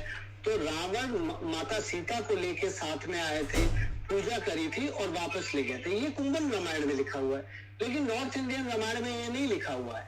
तो सनातन एक लाइब्रेरी है. मूल उद्देश्य पढ़ो. मूल उद्देश्य संसार का भला है, लोगों को कर्म सिखाना है, भय मुक्त होना सिखाना है, कैरेक्टर डेवलपमेंट सिखाना है. अब उसमें कोई माता सीता को लेके आता है तो वो एक कैरेक्टर का रूप है, ठीक है. और अगर कोई नहीं लेके आता है तो वो दूसरे कैरेक्टर का रूप है. तो इसीलिए सनातन में दिक्कत ये है कि हर इंसान अपने हिसाब से उनको इंटरप्रेट करता है. मैं जब कॉर्पोरेट लाइफ में सनातन की बात करता हूँ, जब मैं रामायण महाभारत का पढ़ाता हूँ, मैनेजमेंट पढ़ाता हूँ, तो मैं इन चीजों में नहीं जाता. मैं मूल उद्देश्य जो है, जो फाउंडेशन है, उस पर बात करता हूँ. और जो फाउंडेशन आज आपको अपना जीवन निखारने में या गुजारने में आपको आसानी मिले, उस चीज को पढ़ो. तो हर चीज पढ़ो, कोई बुराई नहीं है. सनातन को पढ़ो, सनातन को पढ़ना चाहिए. लोग बोलते हैं कि इस्लाम को पढ़ना चाहिए. मैं तो पहले कहता हूँ कि अगर आपने सनातन को पढ़ लिया पहले तो इस्लाम को पढ़ने की कोशिश करो. लेकिन अगर आपने सनातन पढ़ा ही नहीं है, रामायण, गीता, महाभारत, चाणक्य, कौटिल्य, अर्थशास्त्र, अगर आपने ये 4 चीजें नहीं पढ़ी है तो उससे पहले आपको कोई भी और मजहब का कुछ पढ़ने का आपको उद्देश्य पूर्ण नहीं होगा, क्योंकि आप समझ नहीं पाओगे. क्योंकि क्या होता है, देखो जैसे रामायण में महाभारत में जब भगवान कृष्ण ने गीता को उपदेश दिया, ठीक है, तो सब जानते हैं और इसमें कोई दो राय नहीं है कि भगवान कृष्ण ने गीता का उपदेश अर्जुन को दिया. लेकिन अगर आप ध्यान से सोचो तो भगवान कृष्ण ने गीता का उपदेश अर्जुन को नहीं दिया था. अर्जुन के साथ साथ उस उपदेश का एनडीटीवी के माध्यम से लाइव टेलीकास्ट धृतराष्ट्र को भी हुआ था. लेकिन अर्जुन का दिमाग साफ था और खाली था, वो सीखना चाहता था. तो अर्जुन ने गीता उपदेश को समझा और सीखा। लेकिन धृतराज जिसने उसी वक्त लाइव टेलीकास्ट देखा था गीता उपदेश का और सुन रहे थे, वो समझना नहीं चाह रहे थे, वो कंपेयर करना चाह रहे थे। तो आप समझते हो कितना डिफरेंस आया है यहाँ पर। ये चीजें समझने की जरूरत है। गीता उपदेश बाद में समझो, पहले ये चीज समझने की। जब फंडामेंटल क्लियर हो जाते हैं उसके बाद कोई चीज अगर आप समझोगे तो वो ज्यादा प्रासंगिक होगी, ज्यादा महत्वपूर्ण होगी और ज्यादा आपको समझ में आएगी। अरे तो थ्योरेटिकल मेंटली मैं बात कर रहा था विज्ञान की, सनातनी जो विज्ञान है, जैसे भाषा में भी कई फॉर्म्स हैं हमारे इंडिया में पढ़ाई जाती है, तो वो अगर हम एक कर दें पूरे भारत का लेके एक कर दें, आयुर्वेद हो या कुछ भी हो या जितने भी विज्ञान, जैसे आपने एक बिछिया वाली बात बताई थी मुझे अभी तक याद है, वैसे वो सारी हम एजुकेशन विज्ञान जो है उसको एक करते तो वो क्या बन सकता है सर? वो तो वो बहुत कुछ बन सकता है। लेकिन हमारी प्रॉब्लम सबसे बड़ी हिंदुओं की जो प्रॉब्लम है, सनातनियों की, कि हम पैसा खर्च करते हैं और इस्लाम को रिसर्च करने में, क्रिश्चियनिटी को रिसर्च करने में हम पैसा और समय अपना सनातन की रिसर्च करने में खर्च नहीं करते। और अगर मैं आज आपसे बोलूं कि गौरव प्रधान 1 करोड़ रुपए चाहता है कि अब वो सनातन में 10-12 स्कॉलर्स को रख के कुछ चीज बनाए, कुछ कंसाइज करे, तो मैं आपको लिख के दे रहा हूँ, मुझे 1 चवन्नी का डोनेशन भी कोई नहीं देगा, और जो देगा वो ये बोलेगा ये पैसे लेके भाग गया। तो ये हमारे अंदर प्रॉब्लम है सनातन में। हम जब तक एक नहीं होंगे, जब तक हमारी सोच नहीं बदलेगी, तब तक हम इस चीज को नहीं कर पाएंगे। बहुत बड़ा टास्क है, छोटा टास्क नहीं है। अरे मैं कुछ कहना चाह रहा हूँ जी आरिफ भाई। वो ये है कि यहाँ पे एक साहब है जे खान, मैं उनको पर्सनली तो नहीं जानता, वो मुझे मैसेज कर रहे हैं कि मैं कराची से हूँ और मुझे तो माइक दिलवाइए, तो अगर हो सके तो इनको जरा माइक दे दीजिए। I don't know what you want to say. अरे भाई सोर्स लगा रहे हैं गायत्री जी, सोर्स तो मान लो। अच्छा मैं जानता हूँ उनको, लेकिन आप देख सकते हैं कि क्या कहना चाह रहे हैं। ठीक है। जय खान आपके पास माइक है, आप क्या जय कहाँ है? जय खान नीचे है काफी। जय खान, जय खान जी आप मेरे को रिक्वेस्ट कर सकते हैं माइक के लिए, दिख नहीं रहे हैं आप। Okay ma'am, can I ask the question ma'am? Hello to everybody, नमस्कार। मैं कर्नल RDX से और गौरव जी से ये सवाल पूछना चाहता हूँ कि अफगानिस्तान ने जो US की जो हमवीज वगैरह कैप्चर की थी वो ईरान के अंदर दिख रहे थे, तो ईरान का क्या कनेक्शन है रिलेटेड टू तालिबान? मेरा पहला क्वेश्चन तो ये है। उसके बाद में देखिए खान साहब, क्या है, पहले तो आप सब पाकिस्तानियों को मेरा नमस्कार भारत की तरफ से। दूसरी बात, जो गरुड़ा बोल रहे थे भारत से, जय खान जुड़े हैं, इसके बाद वो पूछेंगे और फिर आप। अच्छा गरुड़ा जी, पहली चीज तो नमस्ते। दूसरी चीज, आपने ईरान की बात करी, हमवीज की बात करी, ये बात सही है। कुछ हमवीज वहां पर पहुंची हैं और ईरान उनको यूज कर रहा है, लेकिन वो non operational, military non operational vehicle है। वो केवल एक हमवी है, वो मिलिट्री ऑपरेटेड नहीं है, उसके कोई कोड नहीं बन रहा है, उसमें जो इक्विपमेंट लगे हैं वो निकाल लिए गए हैं, वो निकाल के डिसेबल कर दिए गए थे। तो वो कोई थर्ड परसेप्शन नहीं है, वो केवल एक 4 पहिए की गाड़ी है, इससे ज्यादा कुछ नहीं है। ओके, क्या तो मैं क्या बात कर सकता हूँ? यस, आपको माइक दिया गया है। तमाम लोगों को गुड इवनिंग। आरिफ भाई आदाब अर्ज़ है, और जनरेट टाउन से हूँ मैं भी, कराची से, और आपके बहुत अच्छी तरह जानता हूँ आपको। और दूसरी बात ये कि बुरके तो मेरे भी हिंदुस्तान से। कर्नल साहब से मेरा सिर्फ एक सवाल है कि हमेशा जंग का नतीजा जंग ही होता है। आपस में वार करना, लड़ाई करना, दुश्मनी करना, कभी ऐसा सोचा है कि मतलब है कि अगर आपस में थोड़ा सा भाईचारे को हम आपस में बढ़ा दें और बढ़ावा दे दें, और एक दूसरे के ऊपर ये जो फिर हम लोगों के जो जंगी बजट्स होते हैं, और जो जिन लोगों को हमने इंडिया को टारगेट बनाया हुआ है, इंडिया ने हमको टारगेट बनाया हुआ है, उसके ऊपर हमारे जो बहुत बिलियंस ऑफ डॉलर खर्च होते हैं, तो ये खत्म हो जाए और ये एक्सपेंडिचर, तो कभी मतलब है कि ऐसा सोचा है कि कभी आपस में दोस्ती का हाथ अच्छी तरीके से बढ़ा के मतलब है कि इन तमाम दुश्मनियों को, इन तमाम चीज़ों को ख़त्म कर दिया जाए। तो मेरी मतलब है कि एक विश है बड़ी, क्योंकि मेरे वालिद भी वही चाहते थे, और ये मैं मतलब है कि आप सब लोगों के सामने पेश रखना चाह रहा हूँ कि आपस में एक दूसरे के साथ मिलकर, ये नहीं कहिएगा कि वो पाकिस्तान दहशतगर्दी करता है, पाकिस्तान टेररिज्म है, फलाना है। आप उस दोस्ती का हाथ बड़े होने के नाते बढ़ाइए, और दूसरा ये कि वो आपस में एक दूसरे के साथ बैठें, ताकि ये मतलब है कि पाकिस्तान की पब्लिक जो है वो सुकून में आ सके, इंडिया की पब्लिक भी सुकून में आ सके, कि उनके जो फालतू बजट्स हैं जो, और लोग ऑफ कर सकें अपनी क्वेश्चन से कि अब ये टारगेट्स तो खत्म हो गए हैं आपके पास, जो आप लोगों ने क्रिएट किए थे टारगेट, तो अब उन टारगेट्स को खत्म होने के बाद अब आपके पास क्या जवाब रह गया है कि आप लोग इतने बड़े बड़े बजट्स लें और ये तमाम चीजें लें। ये सवाल मैं बहुत डर के पूछ तो रहा हूँ इस फॉर्म पे, लेकिन मुझे पता नहीं है कि शायद आरिफ भाई जानते हैं पोजीशन मेरी ना। आरिफ भाई अस्सलाम वालेकुम। मैं इस पे कुछ बोलना चाहूंगा।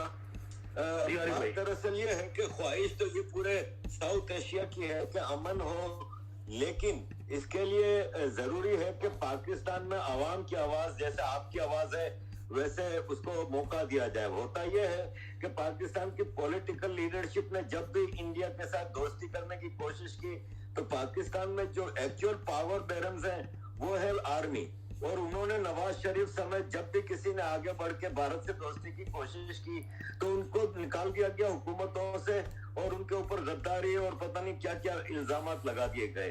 तो ज्यादा जिम्मेदारी मेरी नजर में पाकिस्तान के ऊपर है कि पाकिस्तान की आवाम सबसे पहले अपनी आर्मी को बैरिक्स में भेजे, जो कि उनकी जगह है। जैसे भारत की आर्मी बैरिक्स में होती है, पॉलिटिकल लीडरशिप के सबसर्विएंट होती है। पहले पाकिस्तान की आम आवाम को चाहिए कि अपनी आवाज उठाएं, अपनी आर्मी को उसकी जगह पे भेजे, जो उसका काम है वो करवाएं उनसे। पाकिस्तान की आर्मी ये कर रही है कि पॉलिटिशियंस को गद्दार करार दे देती है और खुद टेररिस्ट ग्रुप क्रिएट करती है। तो जैसे कि हम पाकिस्तान में देखते हैं, पठान भी गद्दार है, बलोच भी गद्दार है, सिंधी भी गद्दार है, मुहाजिर भी गद्दार है। तो असल जिम्मेदारी पहले पाकिस्तान आवाम की है कि पहले वो अपनी आर्मी को औकात में लाए और उनको जगह दिखाए कि भाई साहब आपकी ड्यूटी ये है, सरहदों की हिफाजत करें, दैट्स इट। और जो पॉलिटिकल लीडरशिप आपको ऑर्डर देती है वो करें। आज जनरल फैज हमीद तालिबान के साथ मीटिंग करने के लिए क्यों गए हैं? क्यों शाह महमूद कुरैशी नहीं गया या शेख रशीद नहीं गया? हर चीज में जब आर्मी होती है आगे, तो पहले ये पाकिस्तान आर्मी के ऊपर सारी चीज आती है। मेरी नजर में पाकिस्तान आर्मी टेररिस्ट ऑर्गेनाइजेशन है। पहले तो उसको टेररिस्ट ऑर्गेनाइजेशन डिक्लेयर करके उनकी बैरकों में भेजा जाए, उनके ऊपर गद्दारी के मुकदमे लगाए जाए। 4 बार मार्शल लॉ लगा चुके हैं और अनडिक्लेयर्ड मार्शल लॉ आज भी चल रहा है। तो जिम्मेदारी पाकिस्तान की आवाम की है कि जो चुपचाप अपनी आर्मी पाक फौज जिंदाबाद के नारे लगाती है, उनकी है कि पहले जाके जीएचक्यू के सामने खड़े हो जाए कि भाई साहब बहुत हो गया, हम अमन चाहते हैं भारत के साथ, हमें भारत से दोस्ती करनी है, तुम लोग पहले अपनी बैरकों में जाके बैठो। Thank you. Thank you so much. Arif भाई, मैं आपकी बात से मतलब है कि 100% जो है मुत्तफिक हूँ। यू आर राइट, बिल्कुल आपने सही कहा। लेकिन बात असल में ये है कि हिंदुस्तान हमारा बड़ा नाइबर है और यही हमारे सामने टारगेट के तौर पे गुज़िश्ता 70 साल से पेश किया जा रहा है। तो अगर ये टारगेट अपना बड़ा होने के नाते, जिसके पास जब वो बड़ा होता है तो वो ताकत रखता है, और ताकत रखता है तो वो इख्तियार भी रखता है। तो अगर वो इख्तियार खान साहब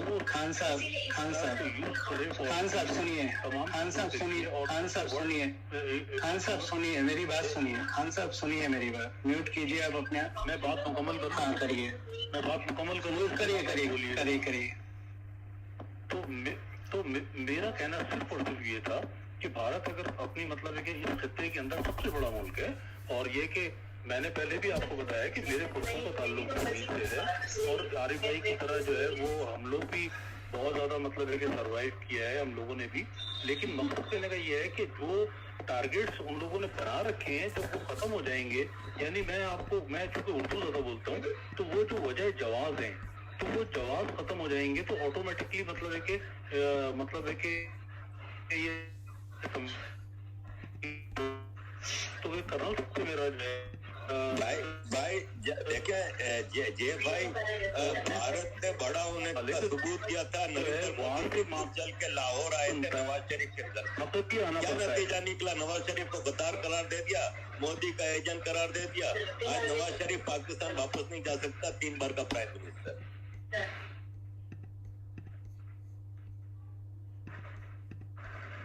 बिल्कुल, हम लोग ने तो दोस्ती का हाथ बढ़ाया था, अटल बिहारी वाजपेयी तो बढ़ाए थे, लेकिन फिर युद्ध हो गया, तब कारगिल कर दिया। और क्या हम लोग कोशिश करते हैं। अरे करंट सरकार नरेंद्र मोदी जी खुद चल के लाहौर गए थे नवाज शरीफ के घर पे। नतीजा यह निकला कि नवाज शरीफ को गद्दार करार दे के लंदन भिजवा दिया। आज वो वापस पाकिस्तान नहीं जा सकते, 3 बार के प्राइम मिनिस्टर। तो भारत और अब क्या करे? चल के तो नरेंद्र मोदी जी गए थे। नमस्ते, अस्सलाम वालेकुम। नमस्ते बहन। मैं देखिए आरिफ भाई की बात को सेकंड करती हूँ, और जो भी वो खान साहब हैं उन्होंने जो भी सवाल पूछा है वो यकीनन आप लोग जो बैठे हैं वो पैनल वो उनका जवाब देंगे। मगर मैं एक एज पाकिस्तानी महाजिर हिंदुस्तानी होने के नाते आप लोगों से कहूँगी कि इस वक्त पाकिस्तान की ना दोस्ती अच्छी है, दुश्मनी तो खैर कोई हो ही नहीं सकती। हिंदुस्तान कहाँ है और पाकिस्तान कहाँ है, कोई मुकाबला ही नहीं। ना हिंदुस्तान का और पाकिस्तान का कोई मवाजना मुकाबला हो ही नहीं सकता, बल्कि जो करता है तो मैं समझती हूँ हम हिंदुस्तान को छोटा करते हैं। पाकिस्तान की फौज की ये चालाकियां हैं बहुत ज्यादा कि वो अब जिस खुद अपनी बनाए हुए जाल में जो घिर चुका है, तो अब उससे निकलने के लिए उसको कोई रास्ता समझ में नहीं आ रहा है। अब वो उसकी तमाम, मैं ये समझती हूँ, मेरा ये एनालिसिस है जाती, कि अब वो अपनी ही बनाए हुए मॉन्स्टर से खुद खत्म होगा। वो इस मुकाम पे पहुंच गया है कि उसने इतनी गंदगी मचा दी है। पाकिस्तान की आवाम ना सुकून, पाकिस्तान सुकून में है, ना हिंदुस्तान सुकून में है, ना अफगानिस्तान सुकून में है। बांग्लादेश तो बहुत करम था उस पर कि वो अलग हो गया। ना बलूचिस्तान सुकून में है। कोई पूरा खत्ते के लिए नासूर है इस वक्त पाकिस्तान। ये मुझे शर्मिंदगी के साथ कहना पड़ता है, मैं वहां पैदा हुई हूँ। नासूर है। अगर ये साहब जो भी साहब कह रहे थे कि हाथ बढ़ाना चाहिए, क्यों हाथ बढ़ाना चाहिए भाई? क्यों आग में हाथ डालना चाहिए? जो हिंदुस्तान के लोग हैं वो अपने आप को स्ट्रांग करें, पढ़ाई में जिसमें वो आगे जा रहे हैं वो उनकी शान है। हाँ, एक जब ज़हबत है, जब तबाह बर्बाद हो जाएगा या कितना खुद ही तबाह बर्बाद हो जाएगा। इस बकौल आरिफ भाई ने कितनी उसमें इस पे बात कर चुके हैं, कितनी दफा वो हाईलाइट कर चुके हैं। पाकिस्तान की फौज सुधरने वाली नहीं है। पाकिस्तान उनके लिए एक मार्केट प्लेस है, वो कमाई का जरिया है। मगर क्योंकि जाहिर बात है इंटर फेल, मैट्रिक फेल फौजी आता है, तो उसको क्या पता। ये हर किस, मैं यहाँ पे बैठे हैं फौजी, मुझे नहीं पता वहाँ का क्या स्टैंडर्ड है, मगर मैट्रिक इंटर हर किसी की स्पेशलिटी अलग होती है। हर फील्ड को चलाने वाले अलग तरीके से एक्सपीरियंस रखते हैं। हर काम आपकी स्पेशलिटी अलग है, यहाँ की स्पेशलिटी हर डिपार्टमेंट की अलग होती है। तो इन्होंने पाकिस्तान को बर्बाद कर दिया है और खुद खत्म हो जाएगा, खुद ही जाएगा। शुक्रिया बहुत। मैडम गौरव प्रधान बोल रहा हूँ। पहले तो मैं आपको बड़े सीधे शब्दों में बोल दूं कि भारत की दुश्मनी पाकिस्तान की आवाम से नहीं है। भारत की दुश्मनी उन लोगों से है जो भारत को तोड़ना चाहते हैं, बर्बाद करना चाहते हैं, और अब उनको उन्हीं की भाषा में जवाब मिलेगा। दूसरी बात मैं बोलना चाहता हूं कि पाकिस्तान का जन्म 3 पॉइंट पे हुआ था: कश्मीर, रियासत मदीना और फौज। और जब आपका प्रायोरिटीज किसी नेशन की ये होती है ना कि आवाम, तो जहां आज पाकिस्तान खड़ा है कोई भी देश वहीं पर जाके खड़ा होता है।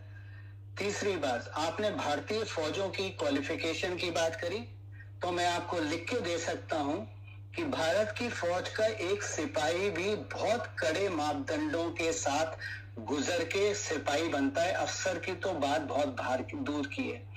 अफसर एक ग्रेजुएट होना जरूरी होता है, या अगर 12th के बाद जाता है तो उसको सर्विसेज में ही ग्रेजुएशन करवाई जाती है। जो भी इस एरिया में वो करना चाहता है, चाहे वो इंजीनियर बनना चाहे डॉक्टर बनना चाहे, या फौजी BA करना चाहे, BSc करना चाहे, वो करा जाता है और यूनिवर्सिटी से उन्हें प्रॉपर डिग्री मिलती है। भारत में फौज में भर्ती होने के लिए अगर NDA में 5 लाख बच्चे एग्जाम देते हैं तो उसमें से मुश्किल से 500,000 बच्चे ही सेलेक्ट किए जाते हैं। इतना टफ एग्जाम होता है। तो भारतीय फौज पे दुनिया में कोई उंगली ना उठाए वो जरूरी है। और दूसरी चीज, एक बात आपको मैं बता दूं जो मैं अक्सर बोलता हूं, भारतीय फौज नौकरी पाने का संसाधन नहीं है। भारतीय फौज कट्टर देश हित में काम करती है। जो भारतीय फौज के जवान अफसर जो भी हैं वो भारत को सर्व करने आते हैं, ना कि उसको एम्प्लॉयमेंट अपॉर्चुनिटी बनके। Indian army, Indian military is not an employment opportunity for anyone if anybody has that idea. तो मेरा आप सभी पाकिस्तानी भाई बंधुओं को प्रणाम। मैं बस और जय श्री राम। मैं बस इतना कहूंगा, हम भी यही चाहते हैं शांति हो, लेकिन शांति तभी होती है जब दूसरा मजबूत होता है। और अब वो समय आ गया है कि अगर भारत आंख दिखाए, पाकिस्तान आंख दिखाएगा तो हम घर में घुस के उस आंख को फोड़ देंगे। अब वो दिन गए जब हम हाथ जोड़ के अमेरिका के पास पहुंचते थे कि पाकिस्तान ने हमारे 5 जवानों के सिर काट दिए, कुछ करो। अब हम बताएंगे नहीं, अब हम घर में घुस के ठोकेंगे। मेरे ख्याल से पाकिस्तान फौज और पाकिस्तान की लीडरशिप को यही भाषा समझ में आती है और ये भाषा ही अब हम बोलेंगे। बाकी हमारा पाकिस्तान की आवाम से, भारत की कोई किसी भी जनता की, पाकिस्तान की आवाम से कोई दुश्मनी नहीं है। हम सब भाई हैं। और जो पहले खान साहब बड़ा बोल रहे थे कि हमारे पुरखे भी भारत से हैं, तो खान साहब आपको मैं एक चीज बता दूं, आपके पुरखे नहीं, पूरा पाकिस्तान का इतिहास ही भारत है। आप तो 75 साल पहले भारत थे ना, आप तो कहीं नहीं थे। हमने आपको जन्म दिया है, आपने हमें जन्म नहीं दिया है। तो आपके पुरखों की बात नहीं, पाकिस्तान के हर बच्चे के पुरखे भारतीय थे। और हर पुरखे के बच्चे जो पुरखे हैं 3-4 साल पहले जनरेशन, वो सब हिंदू थे, इस्लाम नहीं थे। ठीक है, तो मेरी सबको प्रणाम। हमारी पाकिस्तानी बहन को भी प्रणाम। Gayatri ji, mic to you. Gaurav Manaji, we can close the session now. If you want to give your closing statements, then thanking our panelists, and then we can close it. Yeah, thank you, Gayatri, and thanks to Gaurav ji, Colonel Rohit, and Arif bhai. Very informative discussion. It has been 3 hours and 16 minutes because I'm recording, so I know. So you can see that there was a lot of interest in this, and obviously the discussion and the recording भेज दीजिएगा मुझे please, मेरे को upload करनी है। हाँ जी, मेरे को मालूम है आप मेरे को पूछेंगे, इसलिए मैंने पहले रिकॉर्ड करके रख लिया है जी। तो what I'm trying to say is that thank you for that. And then obviously the only request I have from everybody who's listening is that, look, we have to be together, as Colonel Rohit is saying. Even if it's 1 or 5 or 10 or 500, I think it does matter. So let's be together. And obviously reach ऐसे ही शुरू किया था हमने, एक अकेले बंदे ने या 2 बंदों ने या 3 बंदों ने, आज वो इतना बड़ा ग्रुप है कि हम लोग उसको सोशल मीडिया पे काफ़ी इन्फ्लुएंस करते हैं चीज़ों को। तो मेरा सबसे बस यही है रिक्वेस्ट के प्लीज़ आप अकेले मत फील करिए, हम सब इकट्ठे ही हैं। एंड आई थिंक अगर आपको कहीं पे लगता है कि you want to join and make it 1+1 11, then let's join our hands and obviously be part of the Reach. And obviously there are lot of platforms like this which should be together in anyways, isn't it? So my belief is not कि सिर्फ reach ही एक चीज़ है। I think हर चीज़ इकट्ठी जुड़ के इस ecosystem को बनाती है, and this is what I am trying to do from long time. Whether it's Major Gaurav Arya, whether it's Vivek Agnihotri ji, whether it's Pushpendra ji, whether it's Gaurav Pradhan ji, Arif bhai, Rohit ji, or Kapil Mishra, Tajinder Bagga, everybody is with us and we are all together in this ecosystem, isn't it? So I think let's make it stronger and keep going, and Jai Hind, Vande Mataram. That's all I'll say to everybody. Thank you so much, and apologies for this audience who were not able to make it. I will definitely conduct another session with Gaurav Pradhan sir, and you can ask the question. Sir, आपके बहुत सारे followers हैं, मेरे को DM पे DM जा रहे हैं। Thank you so much. We can end with a count of 5. Arif sir, Arif bhai, namaste, pranam मेरे तरफ से। Jai Hind to everyone. Thanks for hosting. We enjoyed. Thank you ji. Thank you. Bye.